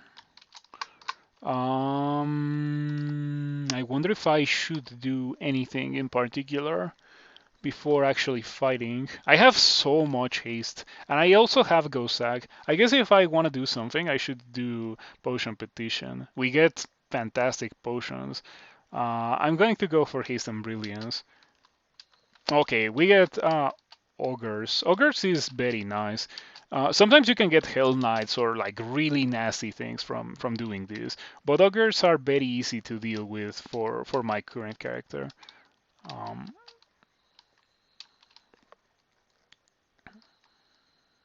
okay, that is right. Oh, one of the chunks of the Ogre Mage actually fell on lava, so it got destroyed by lava. That's kind of interesting. Maybe Cloud Robe and go in. The Robe of Clouds actually didn't really like. I was not particularly worried about the clouds of fire that are generated in the volcano. I was more worried about the monsters. It's going fine, actually. This character is doing quite well. I like what this character currently has. It feels really, really strong. Mm. Oh yeah, molten gargoyles are definitely what I would qualify as a hard monster for me to deal with. Immune to poison and fire. So yeah, the only real way for me to kill it is to use the staff of Olgreef to poke it with my staff. Um, or I guess to use acid. I guess it's a fine use of acid. Um, Best to use it right now than not to use it and die as a result of it. What? Ooh, look at this! Oh, it's a cloak of fire resistance. Okay, that's like rare. That cannot generate anywhere other than the volcano. Um, it might be placed by some random bolts, but it's not like something that you can get off the floor or a shop, or even like a god gift from Okawaru or something. It's like super rare to have a cloak of fire resistance, and it's definitely going to be something that I stick with for the rest of the game. I don't really see myself replacing it. Maybe for a scarf of resistance, but it's unlikely. Very unlikely indeed. Um, Hey, Spin Dart, good to see you around. Thank you for stopping by. How have you been doing? I've been like kind of lurking on the Discord server for the Australian server of Dungeon Crawl Stone Soup. I haven't really commented a lot on it, and I also see that it only has like 2 channels, so I don't know if it's like socially acceptable for me to advertise a stream there. I should probably ask one of the people who manage the channel if it's okay for me to do that. Um, so yeah, that was a very nice volcano. I'm very happy that I got the Cloak of Fire Resistance. It's definitely a very nice buff for my character. Okay, I really should go check that. I really should go check that. It's not good enough. Um, yeah, it's definitely not good enough. We are gonna ignore that, and we're gonna continue doing Lair. And so far, so good.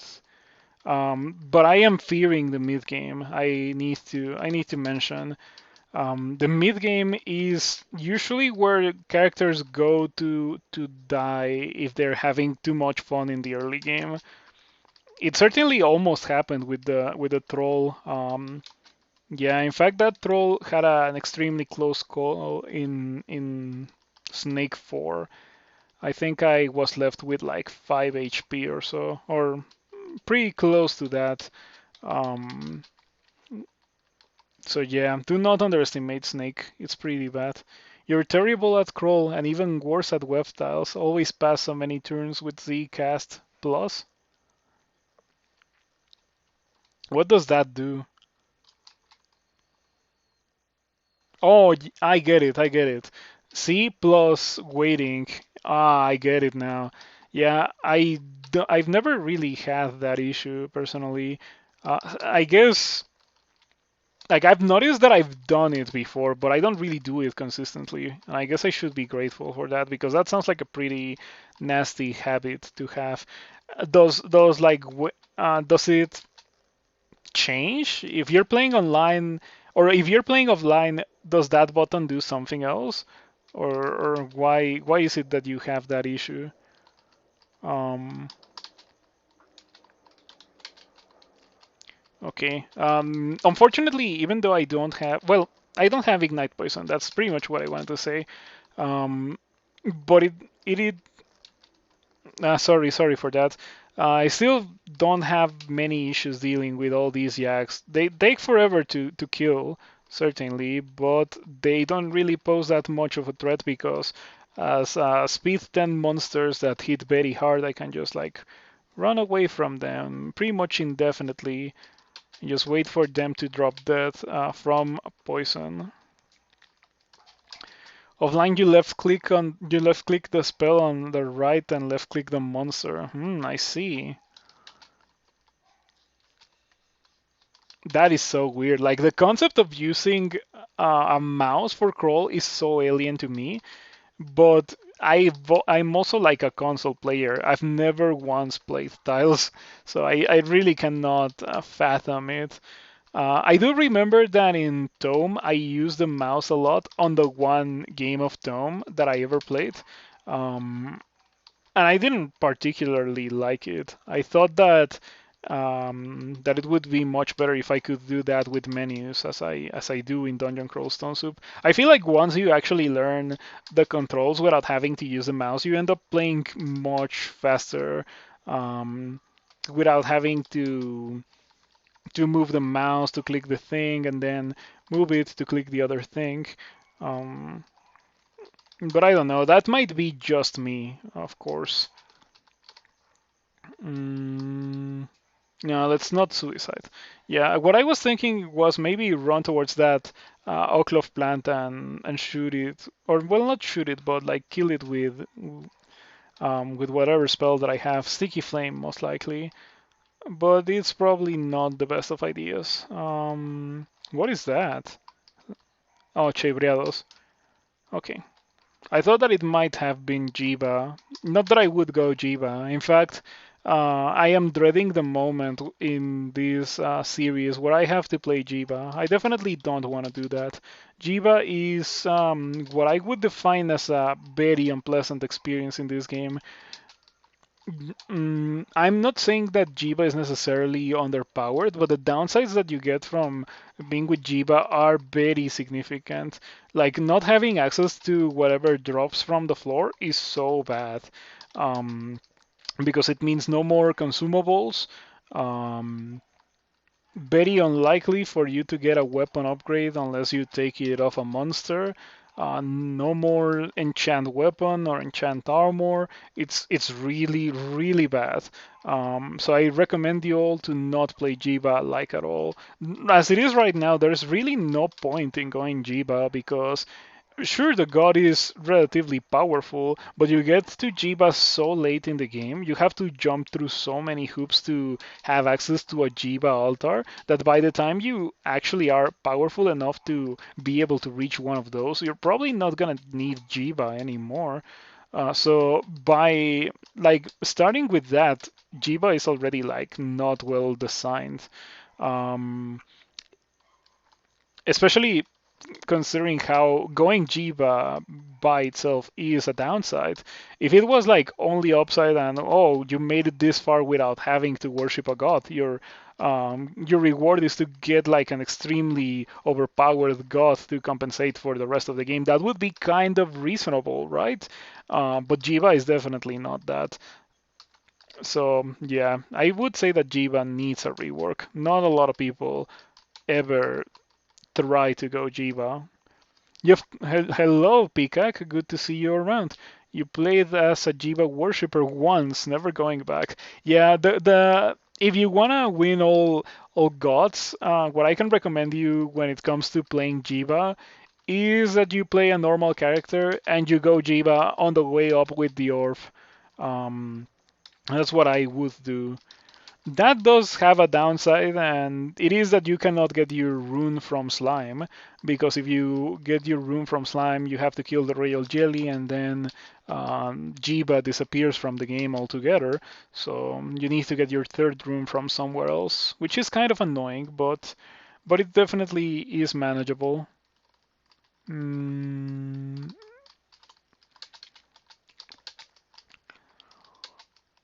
all right. Immunity to poison, shining again today. Definitely nice to have. Mm,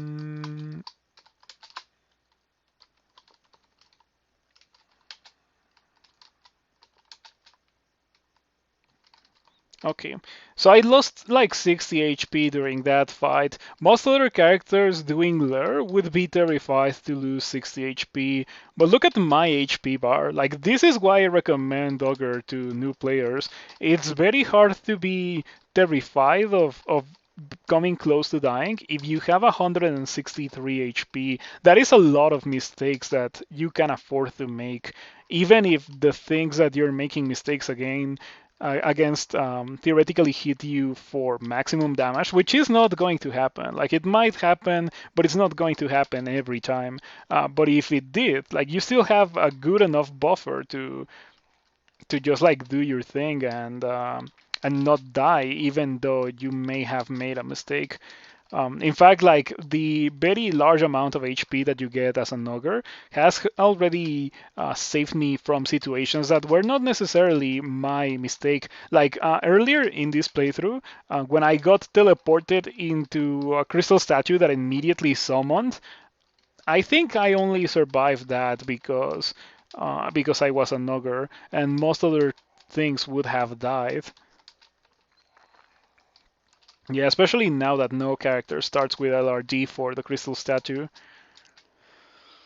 Jiva lets you farm Abyss till the end of eternity. Well, I already have issues with that phrase because you should never ever farm the Abyss. Like, there is no point whatsoever. The game already offers you enough experience and loot and anything that you really need to prevent you from doing that. Ouchie. Well, that is to be expected. Mm, it is a nice option for troll who wants to use Necromutation. That's weird. Like, I don't think I would ever want to use Necromutation as a troll. Um, Maybe statue form, maybe. Because I do think that having a source of more serious torment resistance is very good for extended. But Necromutation is way too expensive, and it has some downsides, like significant downsides, that I don't like Necromutation in general. It's more of a sick spell, I think. If you're doing a cigarette, it is a pretty good spell to have. And in fact, I would even go as far as to call it probably essential, because without Necromutation, some levels are extremely hard, nearly impossible to do. Um, but for a normal playthrough, even for a 15 rune character, I don't really see the point in getting Necromutation, because there's like much better things that you can do with the experience, um, other than getting a level 8 two school spell that doesn't necessarily increase your damage. That's the most mind blowing part of Necromutation. It's a level 8 two school spell that is like entirely defensive. I think it does have like a necromancy enhancer or something, but it's necromancy. Like, who even uses that? And even more so, who even uses that at that stage of the game? Because I guess I get it in the early game if that's literally the only thing that you have.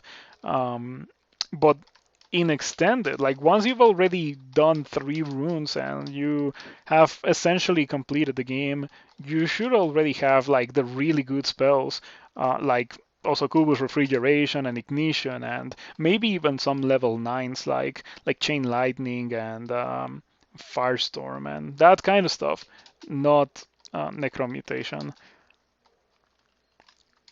Statue form is strong enough for everything short of seeking. You were doing a cigarette, right? How did that go for you?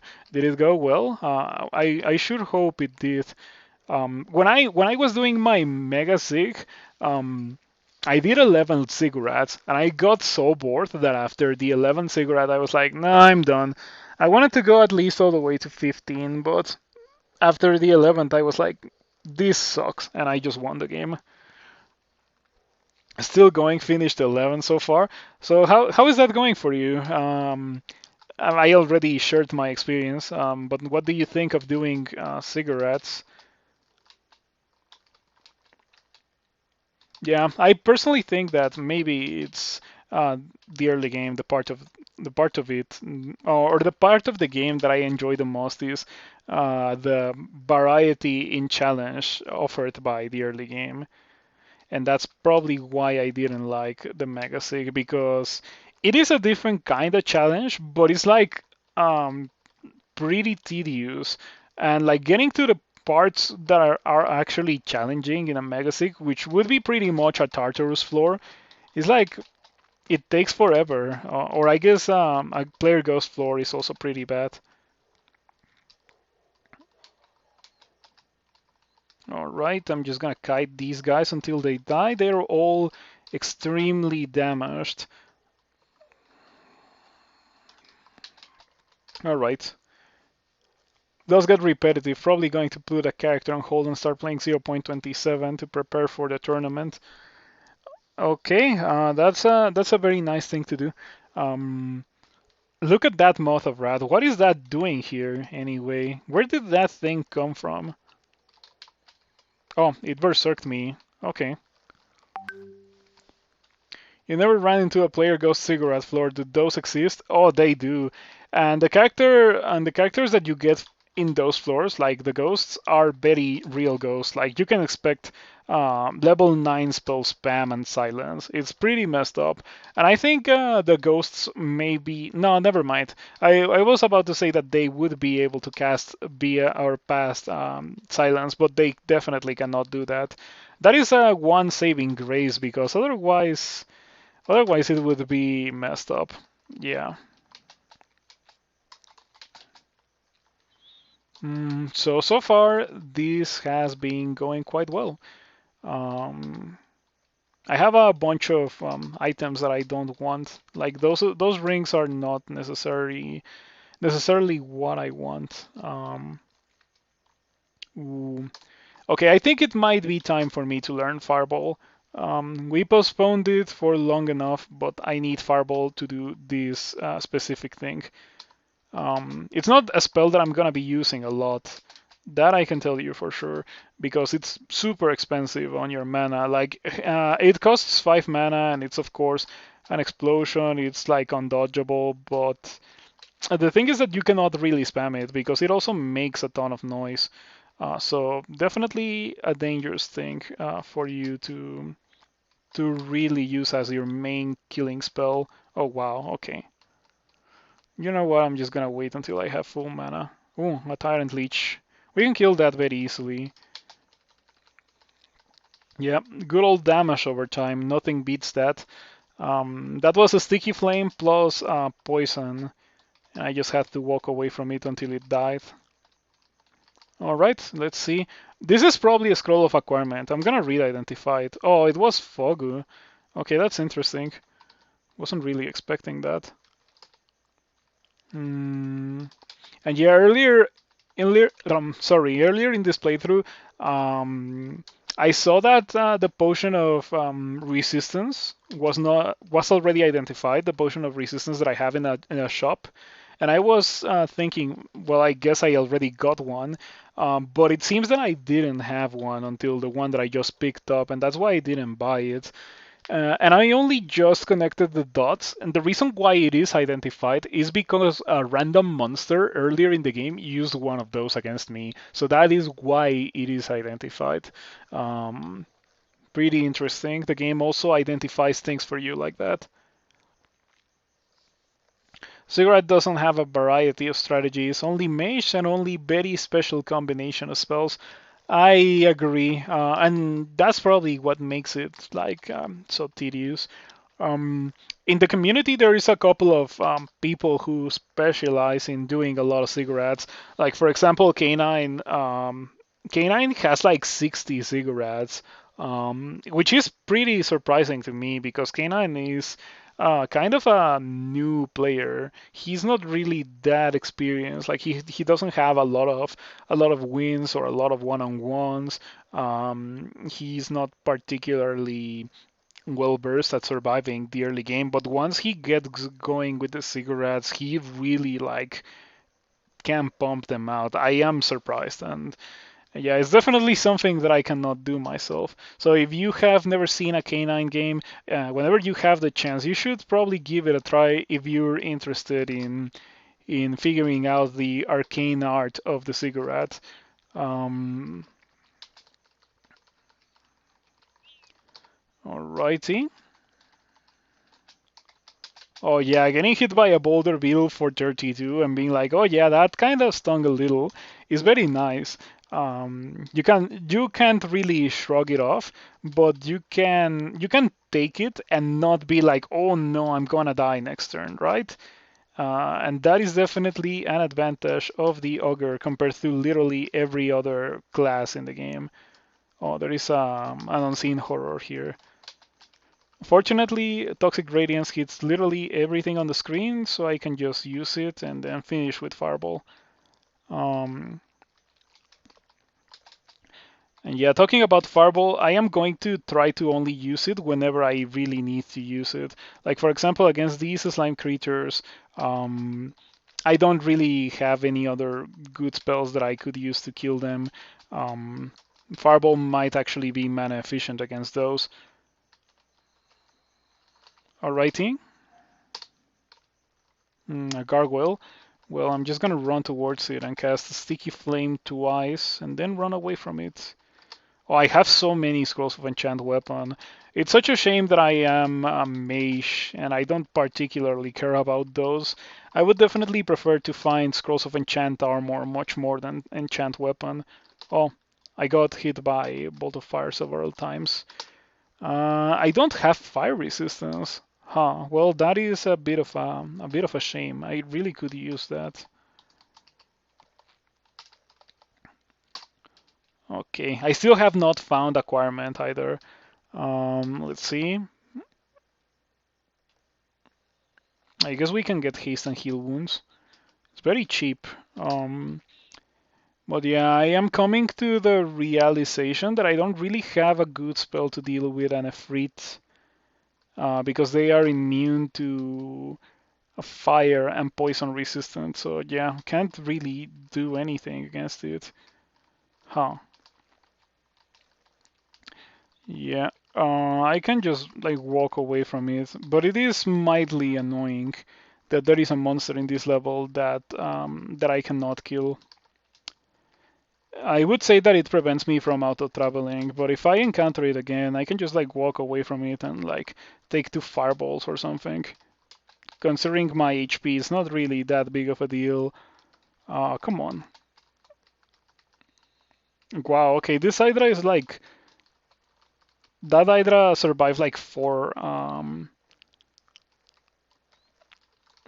sticky flames. That was insane. That is enough evocations for now. I don't need to train that any further. Instead of that, I'm gonna train these two up until 8 because why not? And yeah, okay.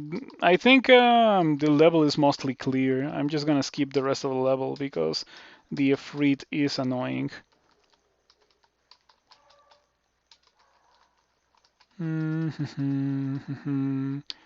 Yeah, from all the characters that I've played in this series, which so far it's been 3 of them, I would say that this one is the one that has had the easiest start by a mile, but it's also the first spellcaster of the series. The previous characters were melee, and melee in Crawl as it is right now is in a bit of a rougher spot than mages and magic in general. Book starts is the proper way to put it.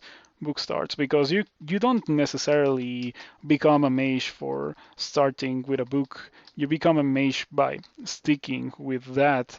But once you get options, so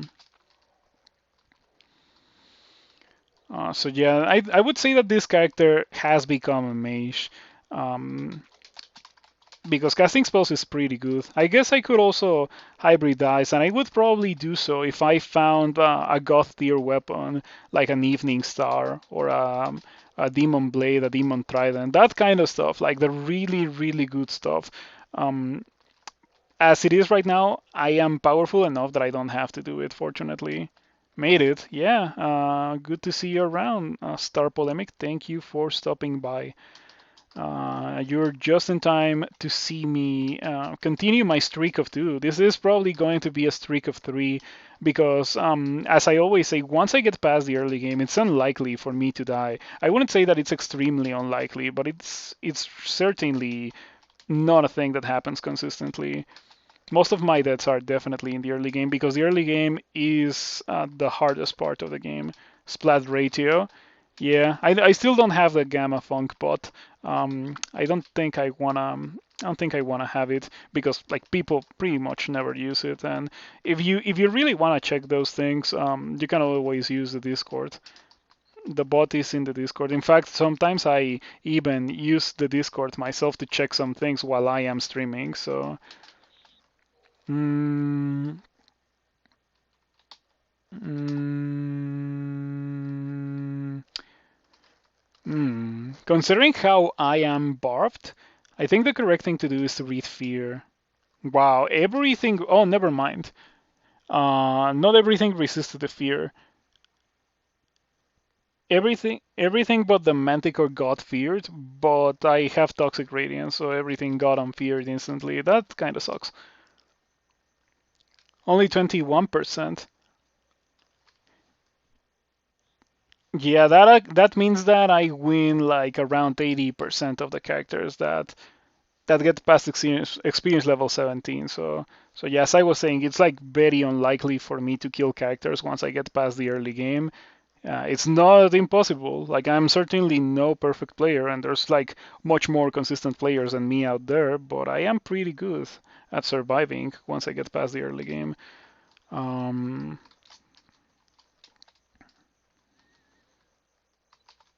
mm, what are my options here? Let's see. Maybe Fireball, the Centaur Warrior, to try to kill it. Didn't kill the Centaur Warrior. I don't like how Fireball sometimes like just deals no damage whatsoever. Certainly annoying. Oh, good old haste and heal wounds. You can always rely on it. But I can also get heal wounds, curing, and haste, which is literally better and cheaper. So yeah, that's the power of Gozag. Gozag is like there for you to farm gold/piety, so you can use it when the time comes.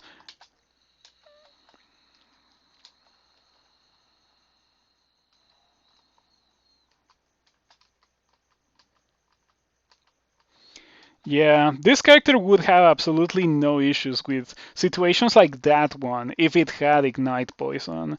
I'm really missing the lack, or I'm really missing Ignite Poison, really feeling the lack of it. Such a shame. You like barbs as a mechanic? I like barbs too as a mechanic. I feel like they are pretty cool how they make you think, is it worth it for me to move if not only in addition to whatever the monsters are going to be doing, I'm also going to be taking around 5 damage guaranteed? I feel like that mechanic is fantastic, and I think that kind of effect should be in more monsters.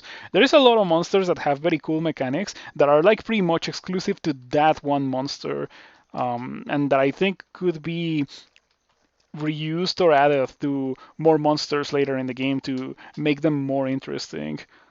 Yeah. As a Nugger, you can face tank barbs. Yeah, you can. You can kind of do it, of course, because you have a million HP. But the thing is that in that particular situation, it was not really a thing that I could have done because I was kind of low on HP. Um, and yeah, being at 80 HP is being kind of low on HP for this character. Um, okay, I kind of want a bit of this. Yeah, I'm gonna train it to 4.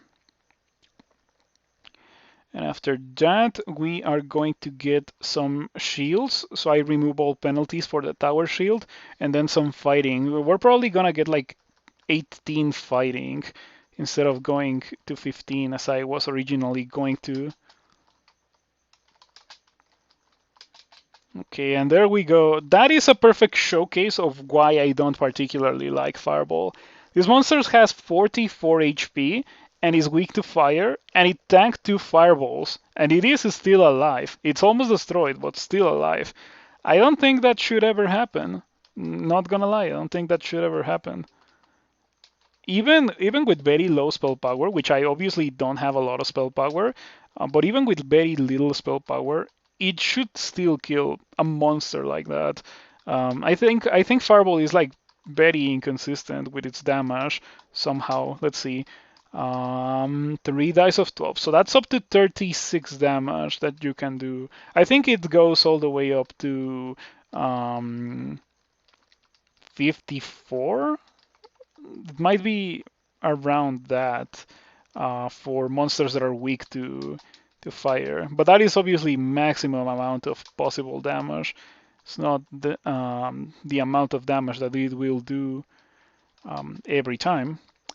But yeah, I just don't like using Fireball that much. But sometimes it's just the only real option that you have. And for this character, against specific monsters, it is indeed the only option that I have. But it is perfectly fine and manageable. All I really have to do is to keep surviving until I get to the point where I can get the better spells that I already have available, and then I will win the game without that many issues. I am petrifying. That was my bad. I typoed into one of these clouds, so I have to cancel that. I have 3 cancellations, so it's fine.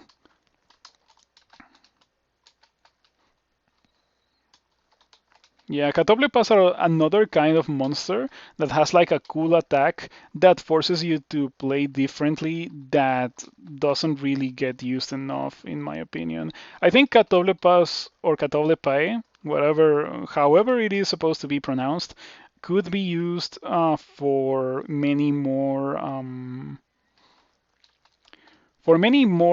places other than just like lair and sometimes shoals, and they would make for interesting additions to a lot of bolts and stuff. Maybe I should start designing bolts myself. 3D35-ish, I think it was, or roughly at 100%. That is quite a lot. Oh, I miscast Fireball. What's my chance to succeed at Fireball? 8%. Huh. I don't know. I think I should have succeeded at casting it, but wow, again. Okay. You know what? Let's go for Toxic Radiance. Toxic Radiance is more consistent. Never misses, and the damage doesn't really check anything at all. It just like happens.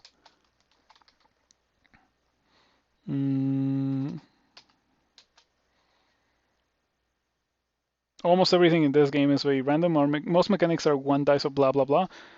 Yeah, kind of. Like the damage is inconsistent, and that's kind of like the nature of the game. That if you get unlucky, you can get bad rolls, and then you can kind of exercise your tactics muscle to figure out how to get away of the obviously bad situation. That's kind of the whole point of the game. The fun of it is being able to survive in situations where it's not guaranteed that you will. So yeah, on one hand that is nice, but on the other hand, it's also nice to try to reduce the randomness of the game as much as possible. So that includes like having resistances, having good defenses, playing a good character, having good HP, that kind of stuff. That kind of stuff definitely does make you win more consistently. So yeah, I did say that I wanted to remove all the penalties from the shields, or from the shield.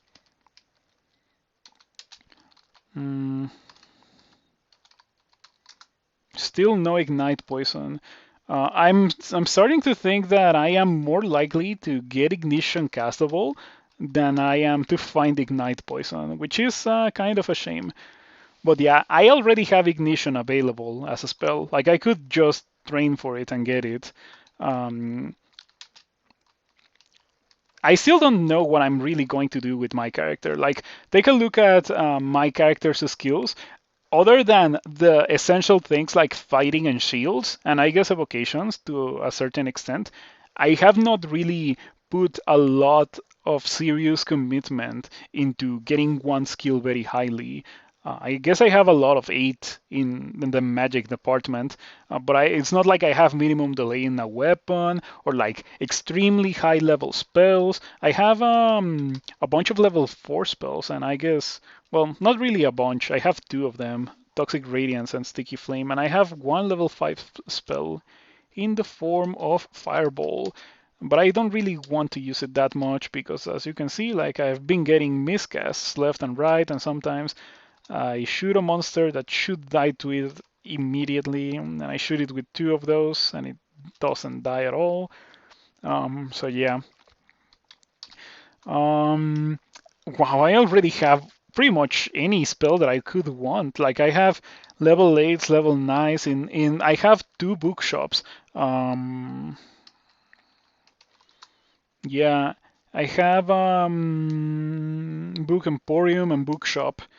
So I can literally get any spell that I could want, except unfortunately for Ignite Poison.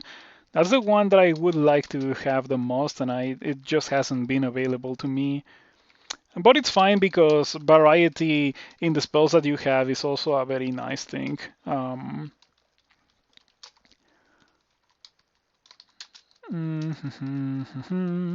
What is that, by the way? Did I even step on it? It's a crude spear.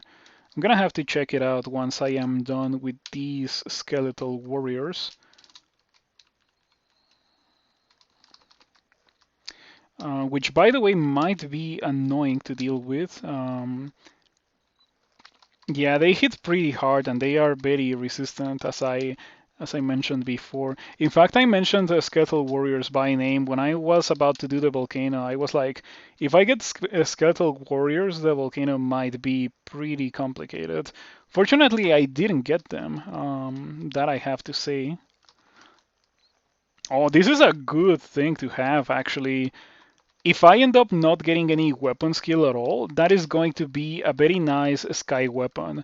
For the uninitiated, if you don't know what a sky weapon is, it is a weapon that you would use only for whatever it gives you from wielding it. Protection before it was changed into what it currently is. The staff of the elemental staff is a very good example of a sky weapon. This spear is definitely a sky weapon because of the resistances. So yeah, it's a pretty nice find. I'm probably gonna stick with that for the rest of the game. Robo Clouds plus Freezing Cloud. Yeah, it's a lot of clouds. Definitely, monsters that are within your line of sight are gonna be taking damage from you. I might do that, but probably I won't because I already have other things available. Ooh, I got Passage of Galubria. I am going to learn that immediately. Yep, I've heard that is a pretty good spell. I've not used it a lot, but I do consider it to be a pretty decent spell. Um, I hate how my quiver changes when I wield the Staff of Olgreef. It changes into being able to evoke the staff when what I want to have in my quiver is poisonous vapors. Yeah, there we go.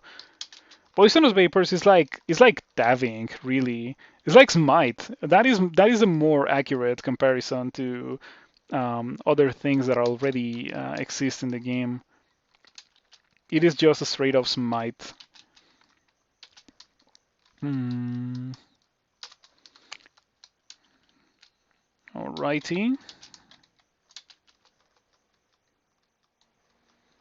Wow, look at my HP. It's 172 on D15. I don't even have a rune yet. There's characters that win the game with less HP than that. I love Augurs. Augurs are so good. Definitely recommend them to everyone. Ouchie. Well, that kind of sucks. We're gonna kill you with Ice Blast. Perfect. All right. This is probably going to be. Yeah, I was thinking maybe acquirement, but I thought that maybe it could be also silence because I don't think I found silence before. So I decided to read identify on the scroll. And fortunately, it was the correct choice because it was not acquirement. Uh, the quiver is definitely annoying.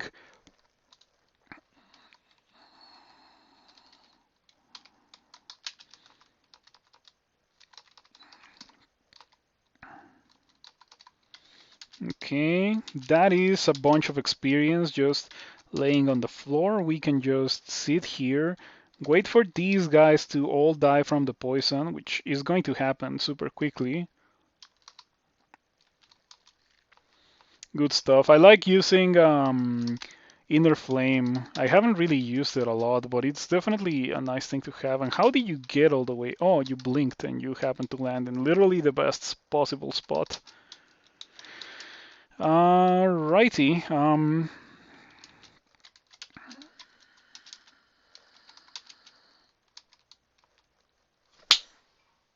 Did I get it, the mosquito?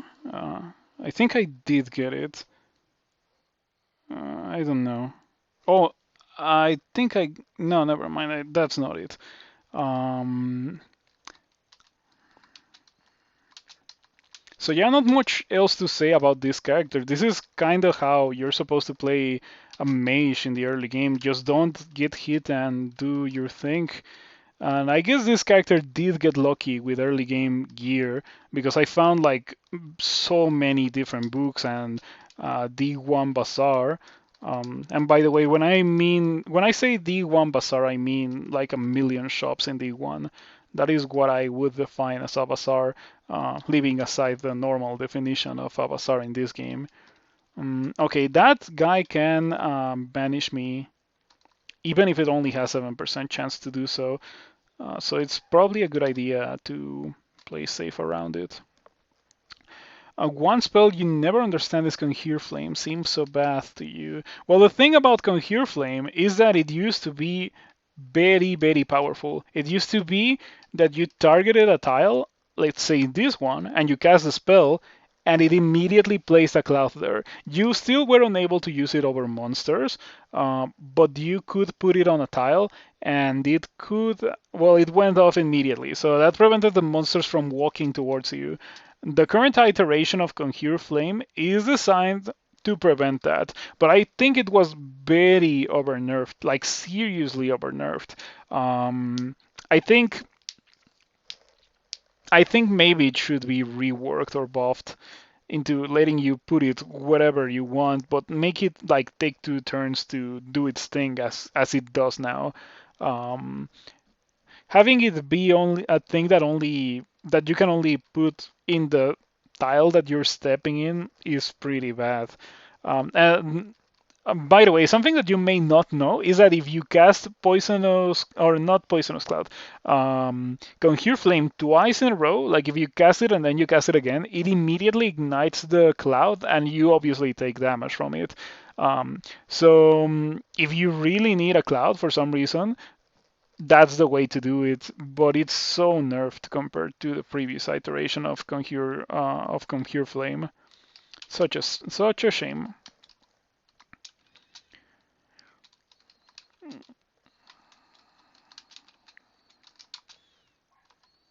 Okay, that went well. What lure branches did I get? Spider and Shoals. That is definitely very welcome. Both of those are super weak to Toxic Radiance. But for Shoals specifically, I would definitely like to have either Ignite Poison or like just a straight up a higher level spell. Because the wonder of going with poison magic there is that before the removal of Ignite Poison from the starter book of the Venom Mage, you could um, you could use it to kill shoals pretty much. There were very little things there that were resistant to poison. The most egregious monster that is resistant to poison in the shoals is the Harpy. So yeah, harpies were annoying to deal with that strategy for sure, but the rest of the things, including javeliniers and impalers and war nymphs and whatever you want to name from there, they were very likely to just explode with toxic radiance and ignite poison. It was so good. And you can still do it, but you don't really have a book that starts with both those spells anymore. You have to find them. Um, Talking about finding them, I don't think I.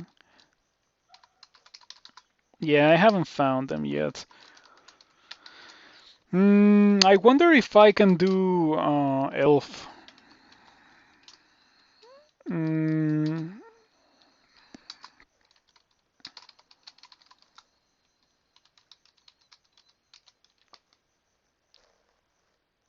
12% banishment is definitely not ideal.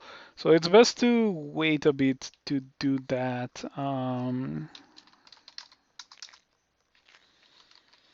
Okay, so no hats. Um,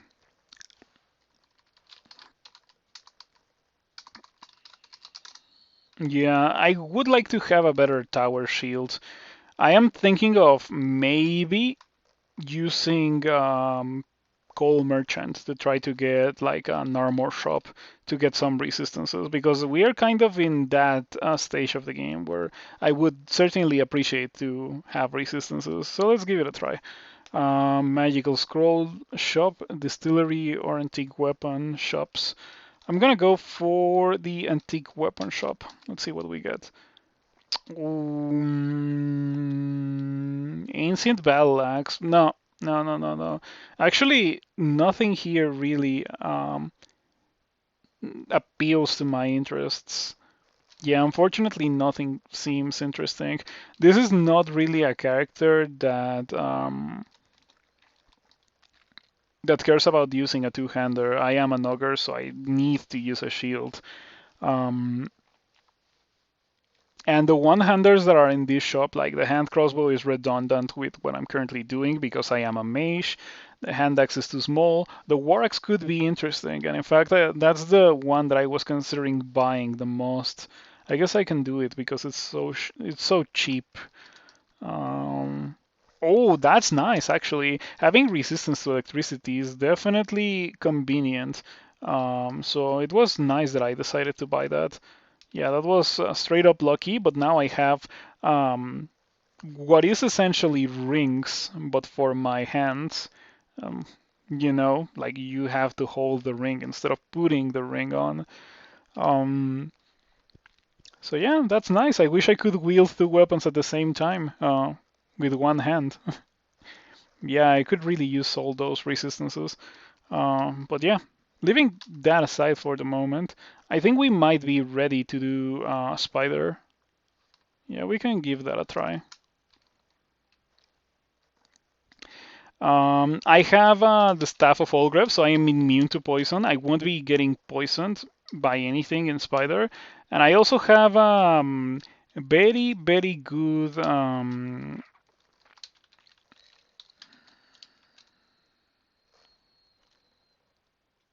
Hmm.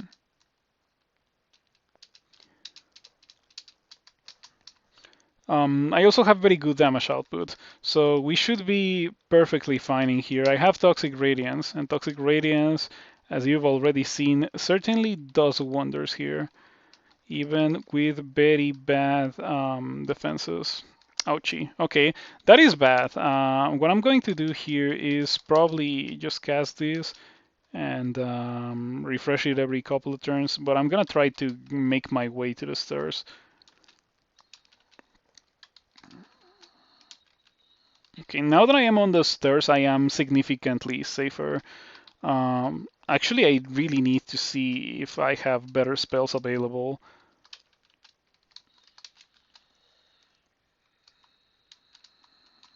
Yeah, I really need a plan for demonic crawlers and stuff. I think the most dangerous thing that I don't really have a plan for is a ghost moth.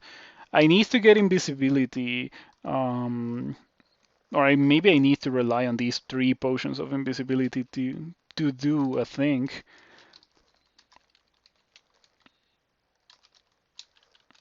Did I get a miscast on Blink? That is insane. Yeah, 1% chance to miscast it, and I still got a miscast. That alarm trap was so bad. Um,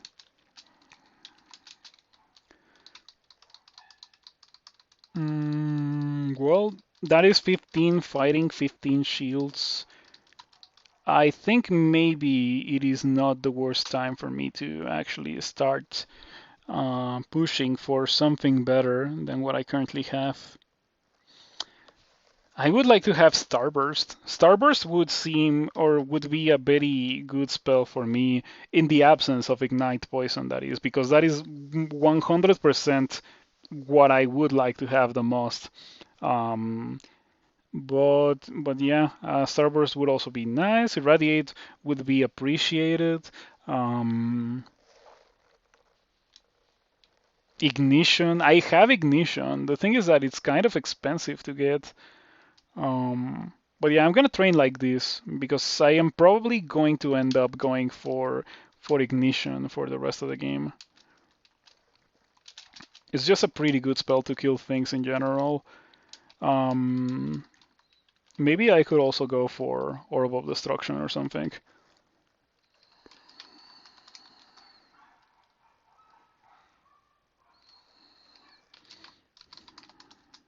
Oh, I do have Starburst. I'm gonna go back for it. Um, what was it? It was this one. Yeah. It also has Mystic Blast. That is nice. Those two spells are pretty good for Spider specifically because in Spider you're gonna be surrounded. You can use Mystic Blast to push the monsters away from you, and then you can use a Starburst to deal severe damage, rinse and repeat. Um, so yeah, the Book of Spectacle is a pretty good name because you kind of need an audience for these spells to be at its best, except for maybe Dazzling Flash. I guess that was added mostly for flavor. So yeah, time for me to amnesia some things. We are going to amnesia.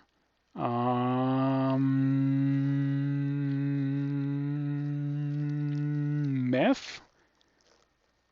Yeah, we're gonna amnesia meth. Um, okay, now I can learn Mystic Blast. And I think that's fine for now because I still don't really have the ability to cast a Starburst. As you can see, it's 30% chance to miscast, or you may not be able to see it. Yeah, there we go. It's right there at the bottom. It's just that it appeared to me in console, but it didn't appear in tiles. But there it is, 30% chance to miscast. So not quite castable yet, but soon. Um, with that being said, let's go back to Spider. What is the bottom for what is the bottom for Mystic Blast? I wonder if it should be that. Nah, that's fine. That's fine. Oh, that's a Berserk Torpor Snail. That's interesting. Kind of a dangerous monster to Berserk because when you have it in line of sight, like you're permanently slowed. So that means that the Torpor Snail will 100% catch up to you. Even though it is itself slow as well, and just because it's hasted from a Berserk. So yeah, in addition to one of those Berserk Torpor Snails, you would also have like all the spiders to be afraid of if you didn't think of Stir Dancing that. Fortunately, I did, and I got rewarded for that. Okay, I'm at full HP. If I was at anything other than full HP, I would definitely go upstairs here, but I think I can tank the two of those. Yeah, I managed to block the two of them.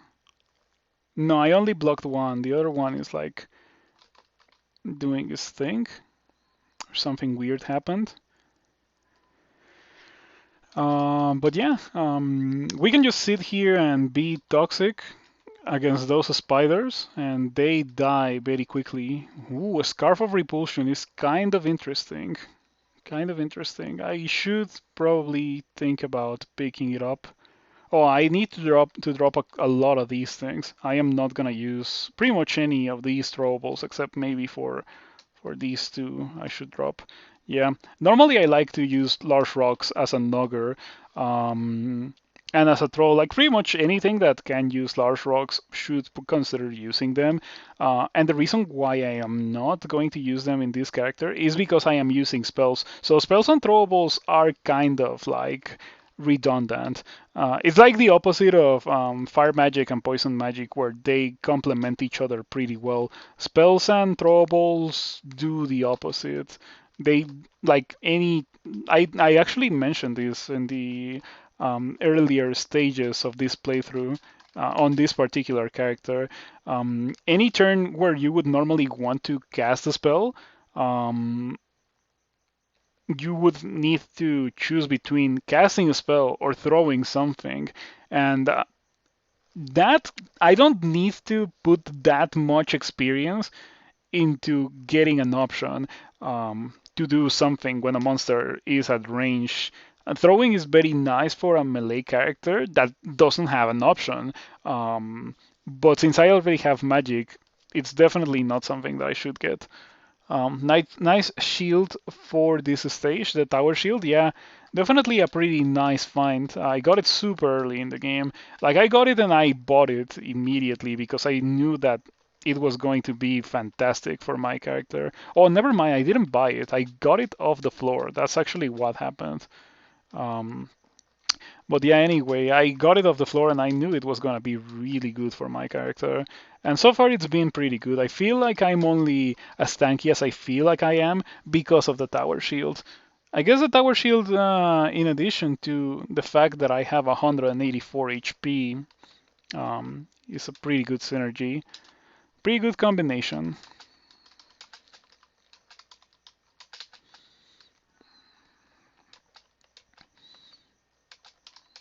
Wow, I got quite corroded.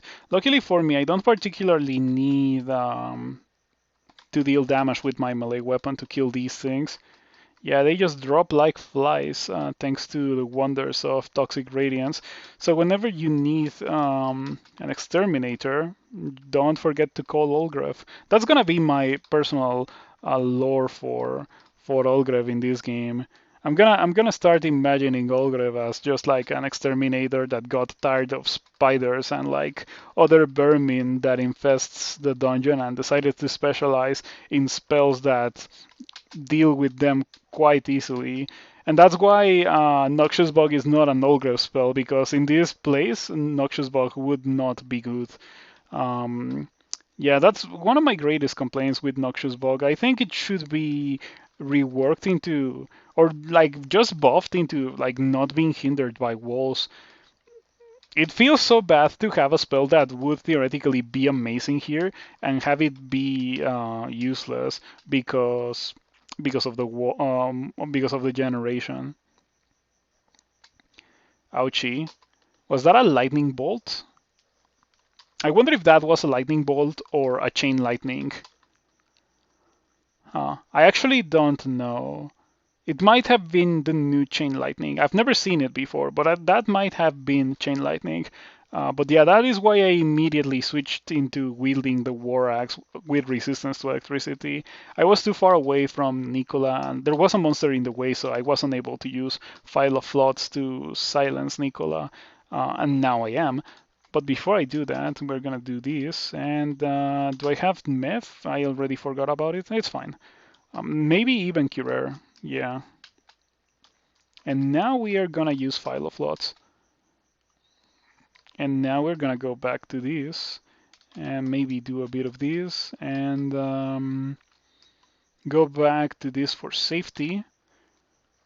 And you think the game needs more spells like Manifold Assault and Animate Armor, relatively low-level spells for hybrid characters. Yeah, I definitely applaud the design of Manifold Assault.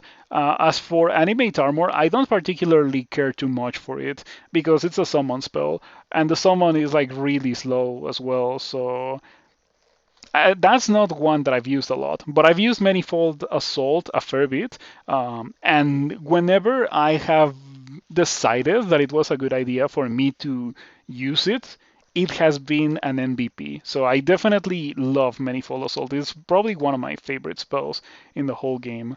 Um, but it's definitely not a spell that you can use with every character. It needs to be ideally a dragon form manifold character. I've used it with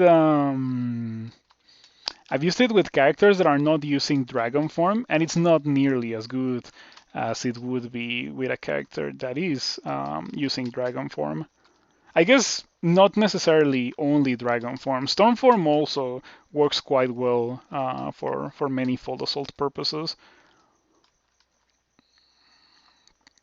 Okay, that would be pretty scary if it was not for the fact that it is affected by sticky flame, so I can see it. Let's use acid again. Nicola has a lot of HP, and I don't really have a lot of bursty damage. It is a lot of damage, like altogether, a lot of damage over time, but it is not. It is not like way back in the day with Ignite Poison. That was burst damage. You just like cast Ignite Poison, get to Extremely Poison, cast Ignite Poison, and then get to Extremely Poison again. Rinse and repeat until everything on the screen is dead, and you're left with monsters that are immune to poison. That was a playstyle back in the day, but unfortunately, I have not gotten the tools to replicate that. Mm. So I saw this book and I saw that it was called a book of blasting, and I was like, maybe this book has ignite poison, but no, it doesn't have it. But it's still nice. I got LRD on this character. I don't really like. It's a bit of a heretical opinion in the community. There are a lot of people in the community think of LRD as an extremely strong spell. I personally don't like it for similar reasons to Fireball. I feel like the two of them are very expensive spells that are not that damaging, and the expense of the spells comes from the fact that they are very versatile spells. That I need to grant to the two of them.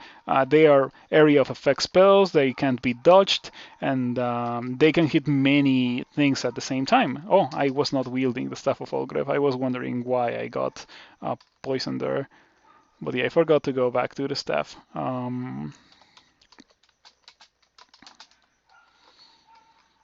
Ooh, that's a ghost moth. Well, that's 100% a ghost moth. So for a ghost moth, we are going to need invisibility. Yeah, ghost moths do not see invisibles themselves. Let's see here. A vile interdimensional predator that feeds on the life force of living beings. It resembles an enormous spiny moth. Um, And yeah, it doesn't see invisible, but it drains your mana. So if it cannot see you, it cannot drain your mana. And then you can just apply some sticky flame to it to make it visible and much, much safer to deal with.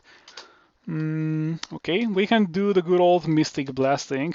What was? Oh yeah, that was the key.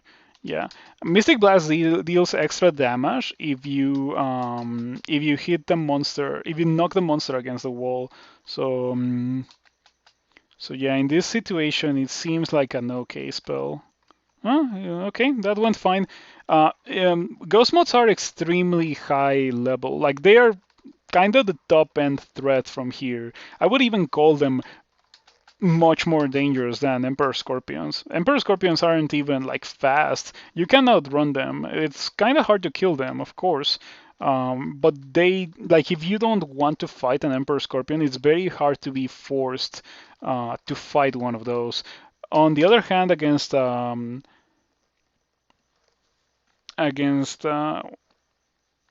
sorry, against a ghost moth, you cannot outrun it. It is invisible, so you might be forced into a fight before you even know it, and then you're gonna be out of mana, and you're probably gonna have to teleport unless you are a very specific kind of character. If you're a melee character, you probably don't care about your mana. Leaving that aside for the moment, and until I see another ghost moth, we have this acquirement, and the War Axe that I am being offered is pretty decent. Unfortunately, the -5 intelligence is a bit of a turnoff.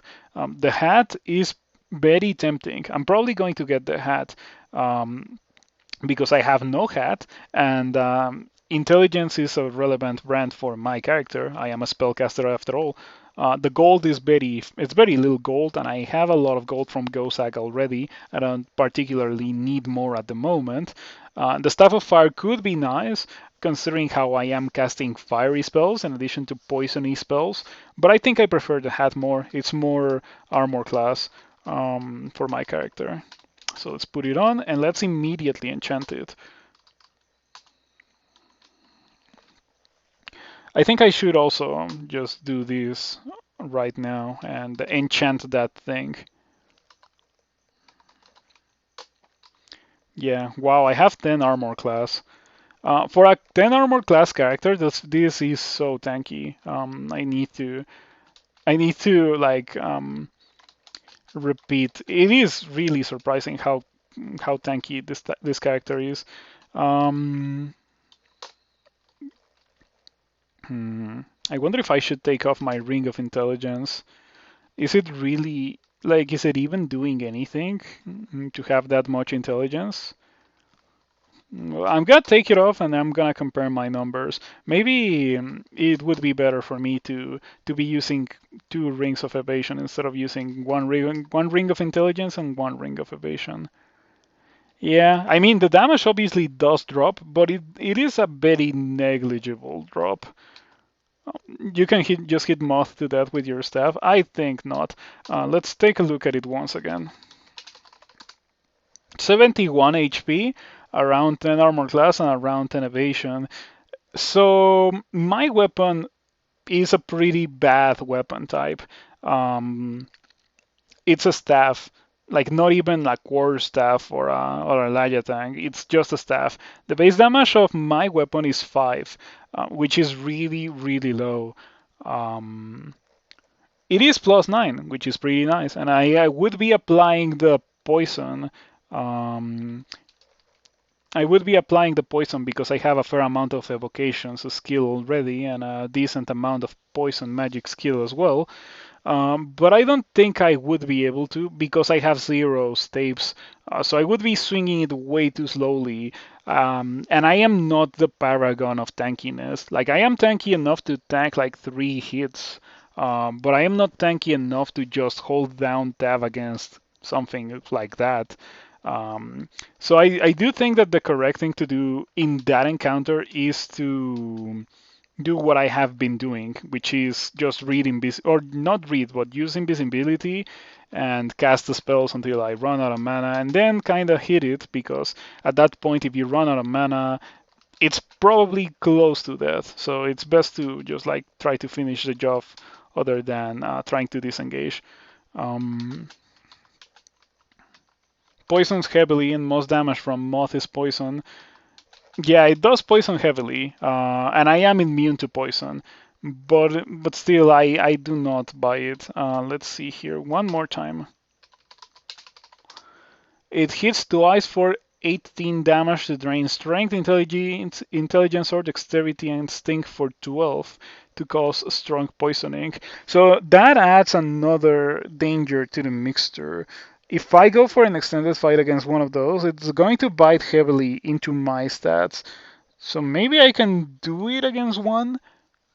Not that I would try with this character at all, because I have better things to do against it.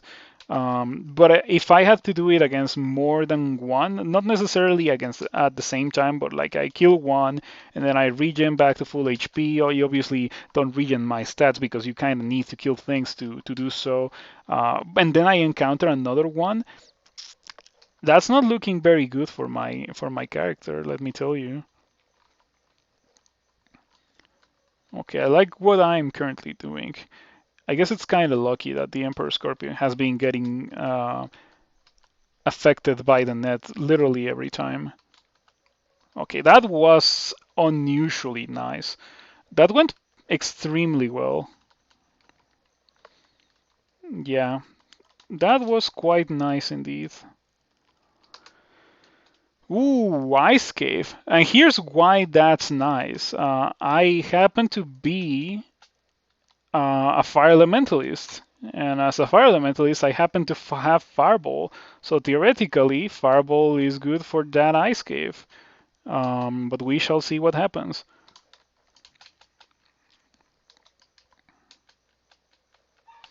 Okay, I got netted by something, so that means that I don't have shields, which is really bad. The correct thing to do there was, in my opinion, to blink, and fortunately, blinking did get me away from the net. I think it can fail to get you away from being netted, but it's extremely unlikely for that to happen. Oh, look at this. Okay, this is ridiculous. Let's use immolation. I have fire resistance, so even if I was to get affected by some of those explosions, I would be okay. Not all of them, though, and I knew that the monsters that I have within melee range were not gonna die from that. So yeah, using immolation there was 100% the correct choice. Um, it just got like I had so many spiders in my line of sight, and every one of them died. I think I killed like 15 monsters in that single action. Yeah, zero staves. If I had staves, I could consider doing it, but I haven't gotten staves because this is not particularly a melee character. Um, oh wow, there's even more spiders coming my way. What is up with this? Why do spider endings have to have a million spiders? In general, why do room branch endings need to have a million monsters? It is the same case for spider.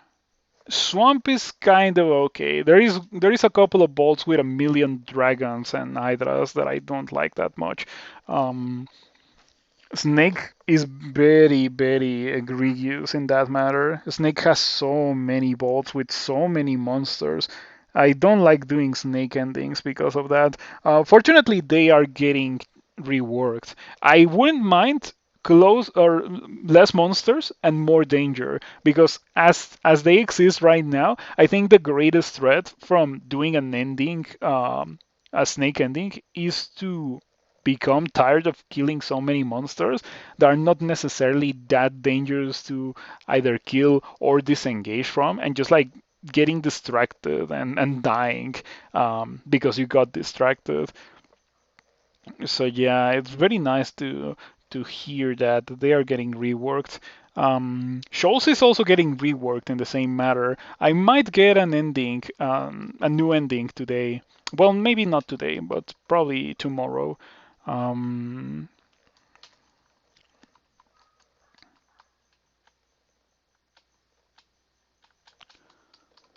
I'm out of mana. Okay, time to potion petition.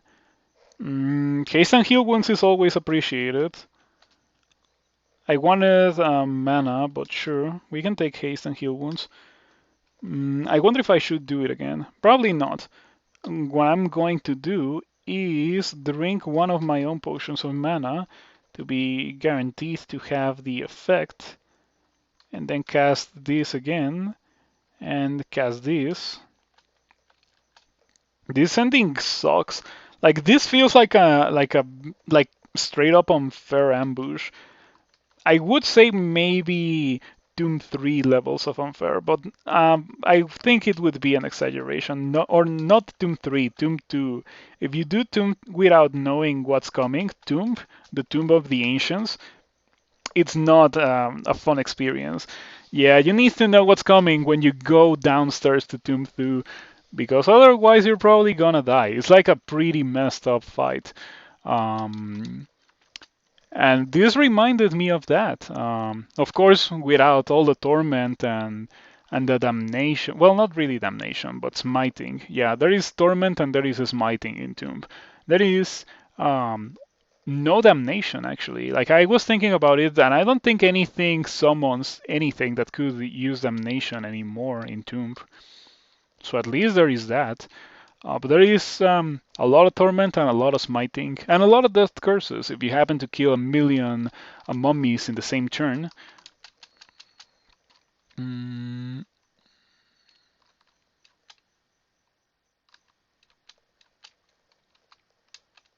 okay, you know what I should have used with this character in this situation?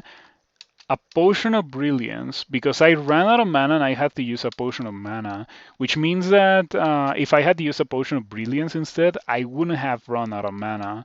And I wouldn't have used. I had to use a potion of mana. So yeah, something to think about. Okay, let's go in. I don't have cold resistance. That I have to notate. I don't have cold resistance, and I don't think I've found. Yeah, all the rings that I found are pretty much bad rings, or well, not necessarily bad rings, but a lot of stat rings, very little resistant rings. Um, yeah, no rings of protection from cold that I can see. There is a ring of ice that I didn't buy on D4, and there is also that ring that is inside that vault. Um, so yeah, density of monsters are important for some strategies. Mecha Rue strategies require some farm. Yeah, okay. When it comes to Rue, I definitely can see how like doing Apocalypse against a million monsters is definitely better than using it against like a single band of monsters. Because the more monsters you affect with Apocalypse, the more experience you're gonna get back, and you're gonna get less drained and stuff like that. For Behemoth and Maklev, I don't necessarily think those need big amounts of monsters.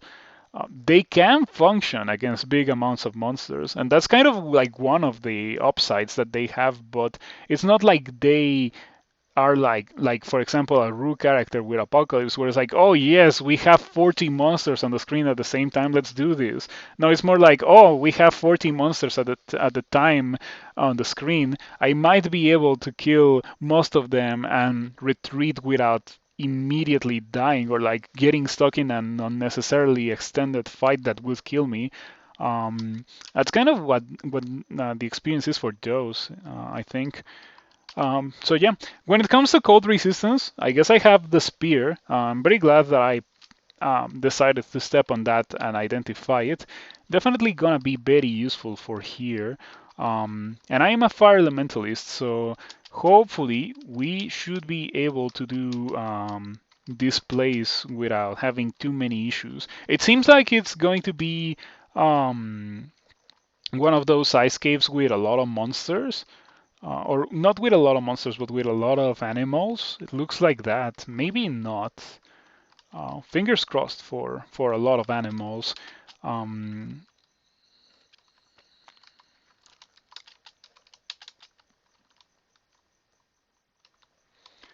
yeah, and the reason why I'm hoping for animals is because when these ice caves don't have, or when these ice caves have animals, they don't have an ice fiend at the end, and I am terrified of an ice fiend at the moment. Like, yeah, that's something that I don't want to deal with.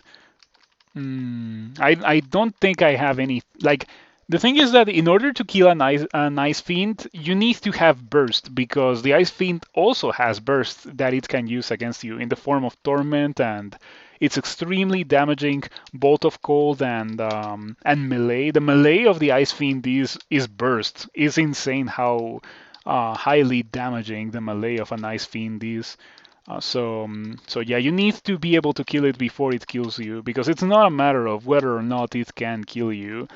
Um, an Ice Fiend is one of the many monsters in this game that will kill you, like straight up will kill you, no questions asked if you give it enough time to do so. And enough time to do so, it's normally like 3 or 4 turns if you get unlucky and it decides to torment Bolt of Cold and you don't have resistance. And I would say that only having one pip is very close to not having resistance. The first pip of any resistance is the one that decreases damage the most. Um, but then if you have more resistance than that, the damage gets decreased even further. When you have 3 pips of any given resistance, it's definitely much better for you than to have only one. But between having 2 pips in one resistance and 0 in other, and having 1 pip in the 2 of those resistances, I would definitely go for having 1 pip in the 2 of those resistances every time. In fact, my previous character, the Formicid, had 1 pip of resistance in everything except corrosion, and um, and that was it.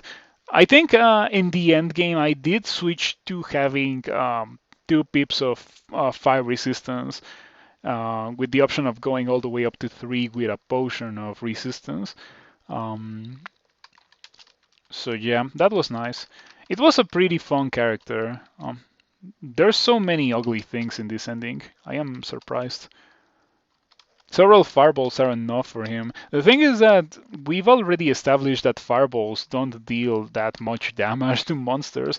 Much to my dismay, it doesn't seem that fireballs do that much against most monsters. I used 2 fireballs against a freezing red earlier in the game, and the freezing red didn't die from the 2 fireballs. And an ice fiend deals like double damage and can also torment you, and like a bolt of cold. It is really like something that you should burst down. If you don't have the ability to burst down an Ice Fiend, you probably shouldn't be fighting an Ice Fiend in the first place. Um, which reminds me that I am probably super close to Starburst. Yeah, actually, let's get that right now.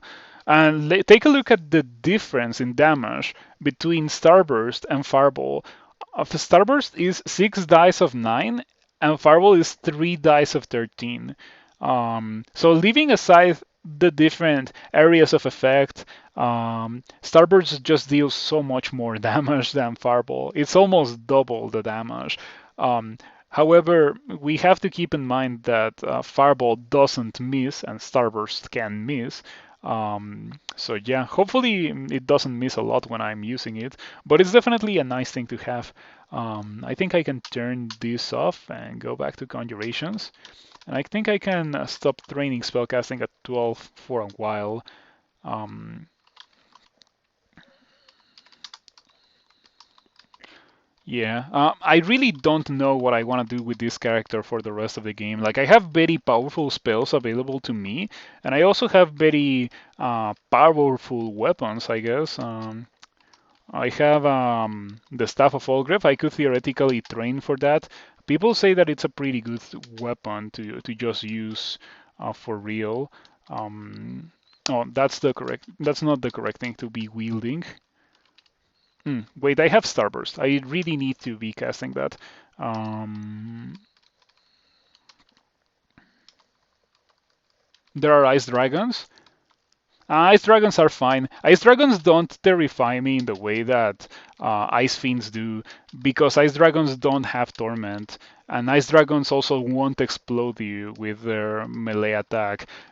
If I was to fight against, like, say, 4 ice dragons at the same time in this vault, it would still be less threatening than fighting against a single ice fiend, which is actually going to be the case most likely, that I find a large amount of ice dragons from here, or that I find a large amount of ice dragons here because of all the animals, as I have mentioned. When you don't fight demons in the ice cave, you're very likely to not find an ice fiend at the end of it. Um, who knows? Like, I actually don't know. I have doubts. Um, because it's normally the case, but I don't really see this ice cave at this stage of the game having ice dragons at the end of it. They are not that dangerous to be put in an ice cave that you find in a lair branch.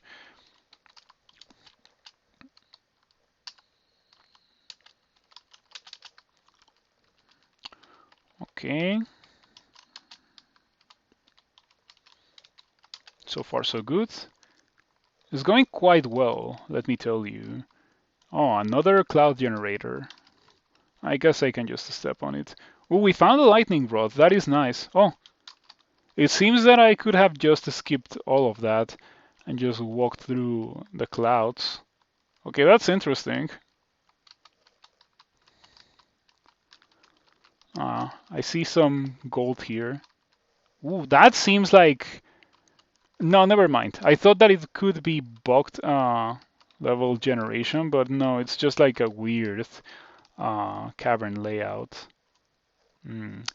Okay, the crystal statue is manageable, but it's going to be annoying. I think it's let's see, very resistant to fire and cold, and obviously immune to poison.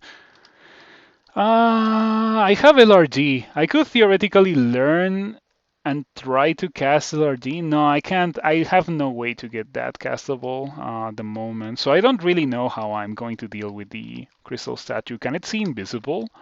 Maybe I can sneak past it.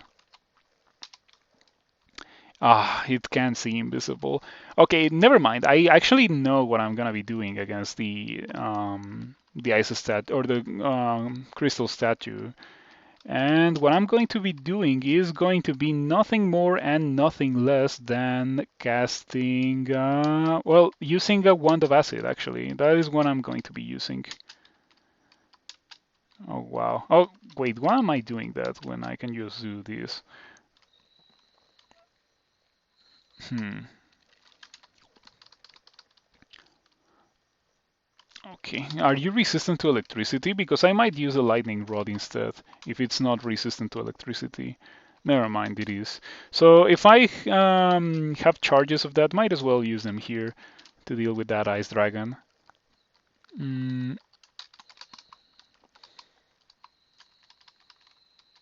okay.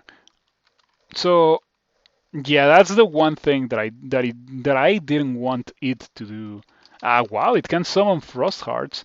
I didn't know about that. That's kind of nasty. And it also drains your mana.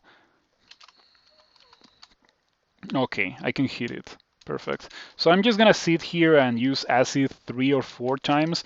I have evocations, so yeah, it died very quickly. Um, Good thing that I remembered that I had that. You can dig around. Yeah, actually, looking at the layout, I could have done that indeed.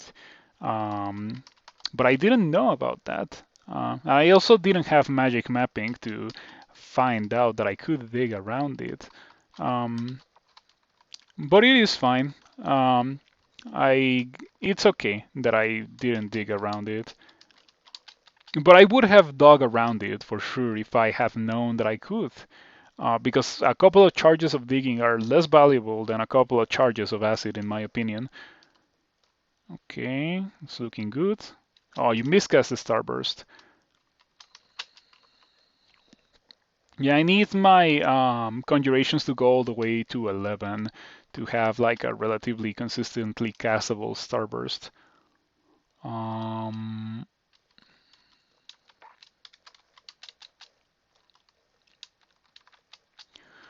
okay, so far so good. And look at that. Starburst is such a good spell, especially when coupled with Toxic Radiance or something, because like it's not guaranteed to hit unlike Fireball. A White Draconian. That might be the boss at the end of this. Actually, it seems kind of fitting for a boss because look at that Cold Breath damage. It is so damaging, um, and a good reason to have cold resistance for Sot. Um, So yeah, it might be the end battle of this ice cave. Let's see how it goes. Oh, come on. Can I hit it? Wow. Okay, I missed 4 times. Oh, finally. What do you have? A halberd of freezing and a cloak.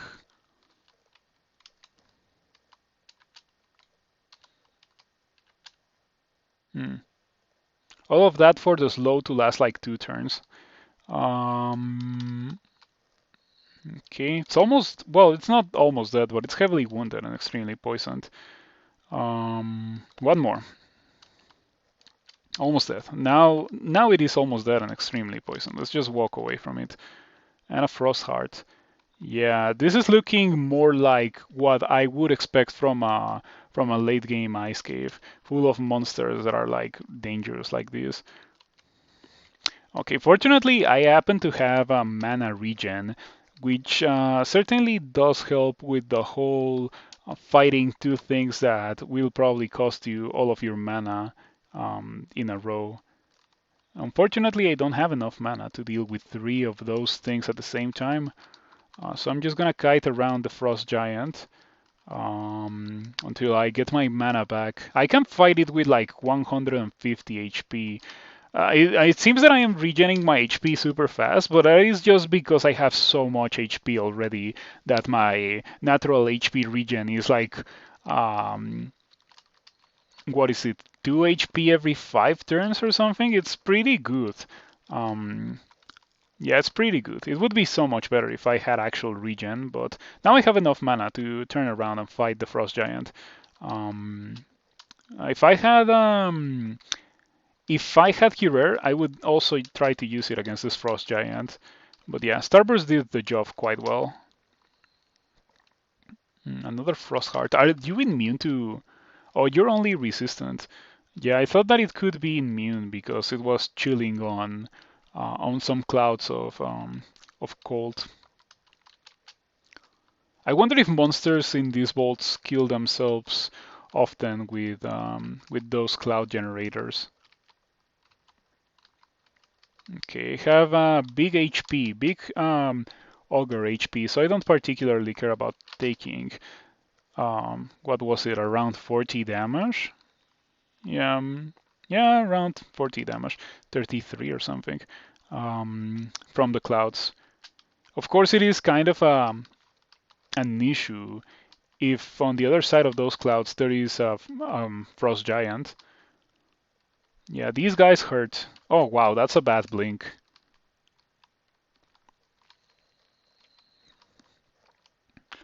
Okay, I'm about to get to a place where I can blink very safely. Perfect. Now I think I can go all the way over here. If I had some form of... if I had Box of Beasts or Phantom Mirror, which I do have one of those outside, I need to go and buy it. I could copy the ugly thing and have it fight itself while I drink a couple of potions of ambrosia. In the absence of that, I can use a scroll summoning. I have 2 of them, but I don't really value them as highly as other rare consumables, so I can just use one of them right now and use the time that these polar bears are going to buy me to regain some HP using ambrosia.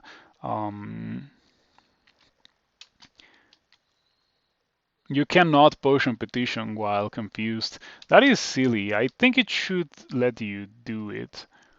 Alright. Okay, perfect.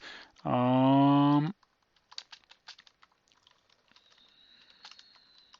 one more time. Oh, it's missing all the... Oh, that is rough. Like, that was miscast, misses on everything except for the monster that resists it, and miscast. And while that was happening, I took 46 damage. Ah, it's so rough. Okay, I'm still okay, I think. I can use Lightning Rod to deal with these ugly things. And I guess also with the Frost Giant. That didn't deal a lot. And now I'm out of charges. Still no, I still haven't picked up my Curer. Yeah, it's all the way over there.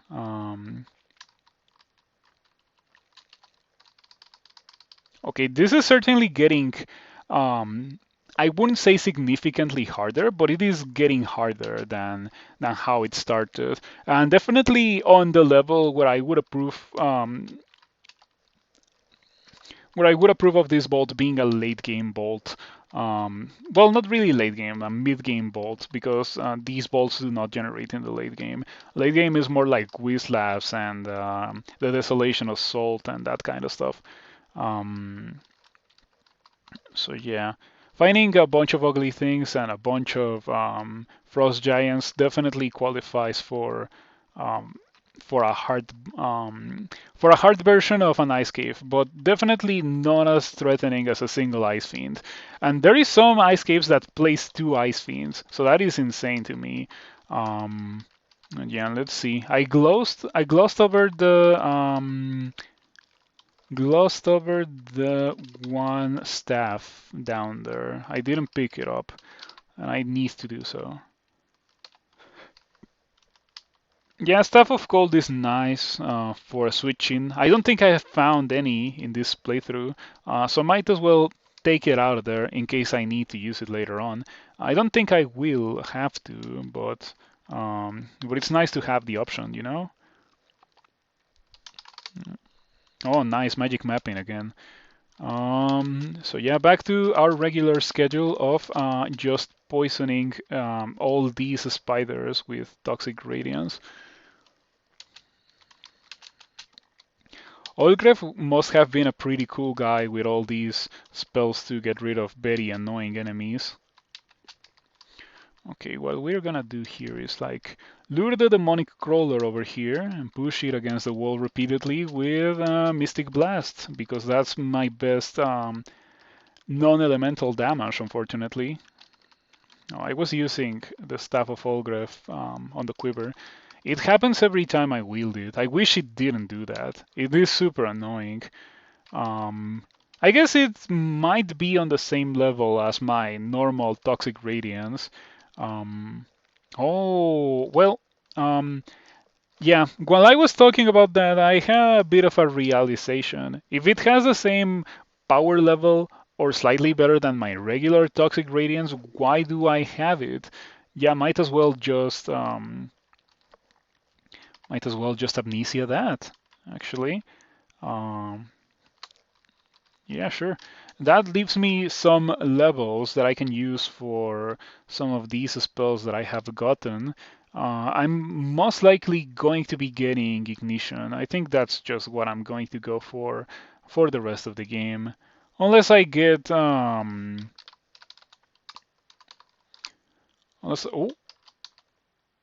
oh it's Ignition. I thought that maybe it was Ignite Poison, but no, it is Ignition. Um, Okay, we are going to use invisibility again, and now we're going to use a sticky flame. And now we are going to use things that don't miss, actually. We're going to go for fireballs. I was thinking of going Starburst, but I thought that Starburst missed quite a lot when I was doing that Ice Cave. And I didn't really want to be in that situation against a Ghost Moth. So yeah, compared to the Ice Cave, this is much easier, and probably in no small measure because of the fact that I have Toxic Radiance. Like Toxic Radiance makes this so much easier. Funny thing that I am a Fire Elementalist and I have a bit of a hard time on an Ice Cave. I guess also being immune to poison is a big perk for this place because poison does deal a lot of damage if you manage to get affected by it. Or something that I find kind of annoying from using the Staff of Olgreef for Toxic Radiance is the fact that I need to use my two hands to use Toxic Radiance. Like in real life, I need to use my two hands to press different buttons. Whereas when I normally have Toxic Radiance, I only need to use my left hand. That is why all my spells are like mapped on that side of the keyboard, like A and Z and X and Z. And S and D and F, like all of those buttons I can reach with one hand, so I don't have to use the two hands to cast a single spell, which unfortunately is not the case for when you're using an evocable because you need to use capital B. So you need to press Shift and B, which involves two hands already, um, and then you need to press W.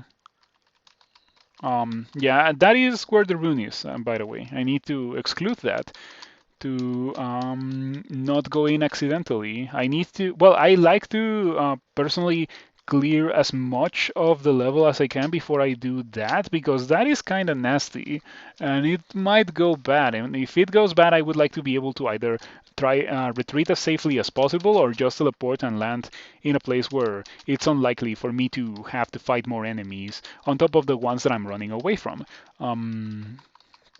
So yeah, let's do this. There's probably going to be a ghost moth there. I wanted invisibility. I don't know if Gozag gives you invisibility. It might not give it at all. Well, let's go one more time, just because I want haste.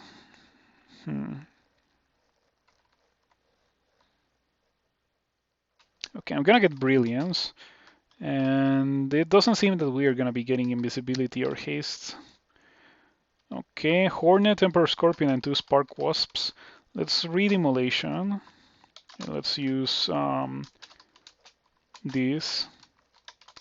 And again. Okay, I see that that one is not affected by Immolation, so let's just use Inner Flame.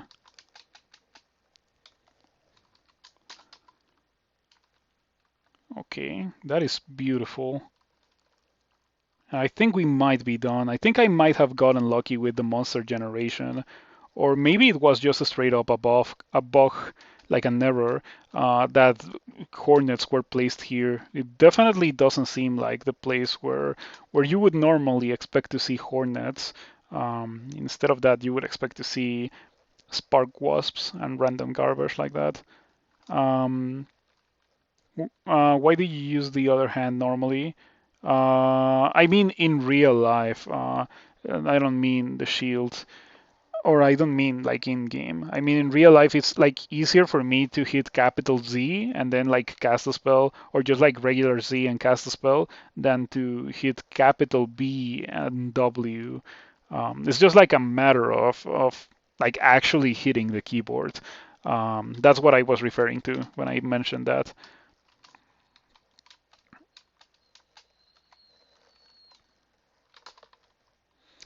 Okay, I have a. Oh, never mind.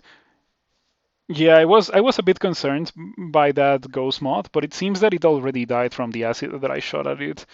I guess it must have been pretty damaged as a result of all the explosions, so that's nice.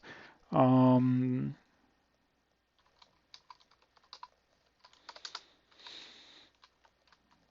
yeah, I'm gonna get spell casting because it's gonna boost everything, and also I don't really know what I'm gonna be doing for the rest of the game, as I have repeatedly mentioned. I have very good spells available, so I could get those for sure. Um, but the only reason why I haven't truly committed to it is because that's kind of expensive, and it also usually like leaves you without the ability to train for a weapon because they're so expensive. Um, so yeah, I'm still on the fence of like committing super hard to a level 8 spell. And definitely things like Firestorm or Chain Lightning are outside of the question. Like I don't have enough experience to get to the point where I would be able to cast a level 9 on 2 different skills, which are Conjurations and Fire Magic, or Conjurations and Air Magic. Um, so that is 1 rune. And with that out of the way, I think we're going to leave it here for tonight. I'm going to continue with the same character tomorrow. I'm probably going to finish the game. Oh, wait, before I leave, actually, I am going to call another merchant. Let's see if we can get some books. General store, why not?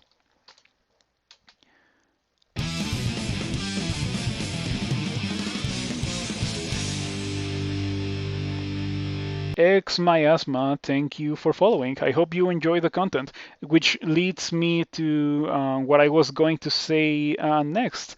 If you enjoy the content, if you enjoy the stream and you're not following, you should consider doing so.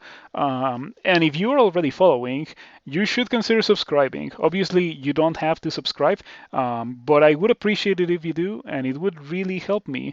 So you should at least consider it. With that out of the way, let's buy these 2 things, which are the things that I care about from the shop. And let's go elsewhere. And elsewhere is probably going to be the Elven Halls. I don't know, actually. Probably not. Probably not the Elven Halls because I don't have resistance to electricity. Maybe Shoals. Yeah, maybe Schultz. But that's where I'm going to leave it for the night. So um, thank you for watching. Thank you for hanging out. I am going to be watching some sumo once I am done streaming. So yeah, I'm just gonna save here and see you later.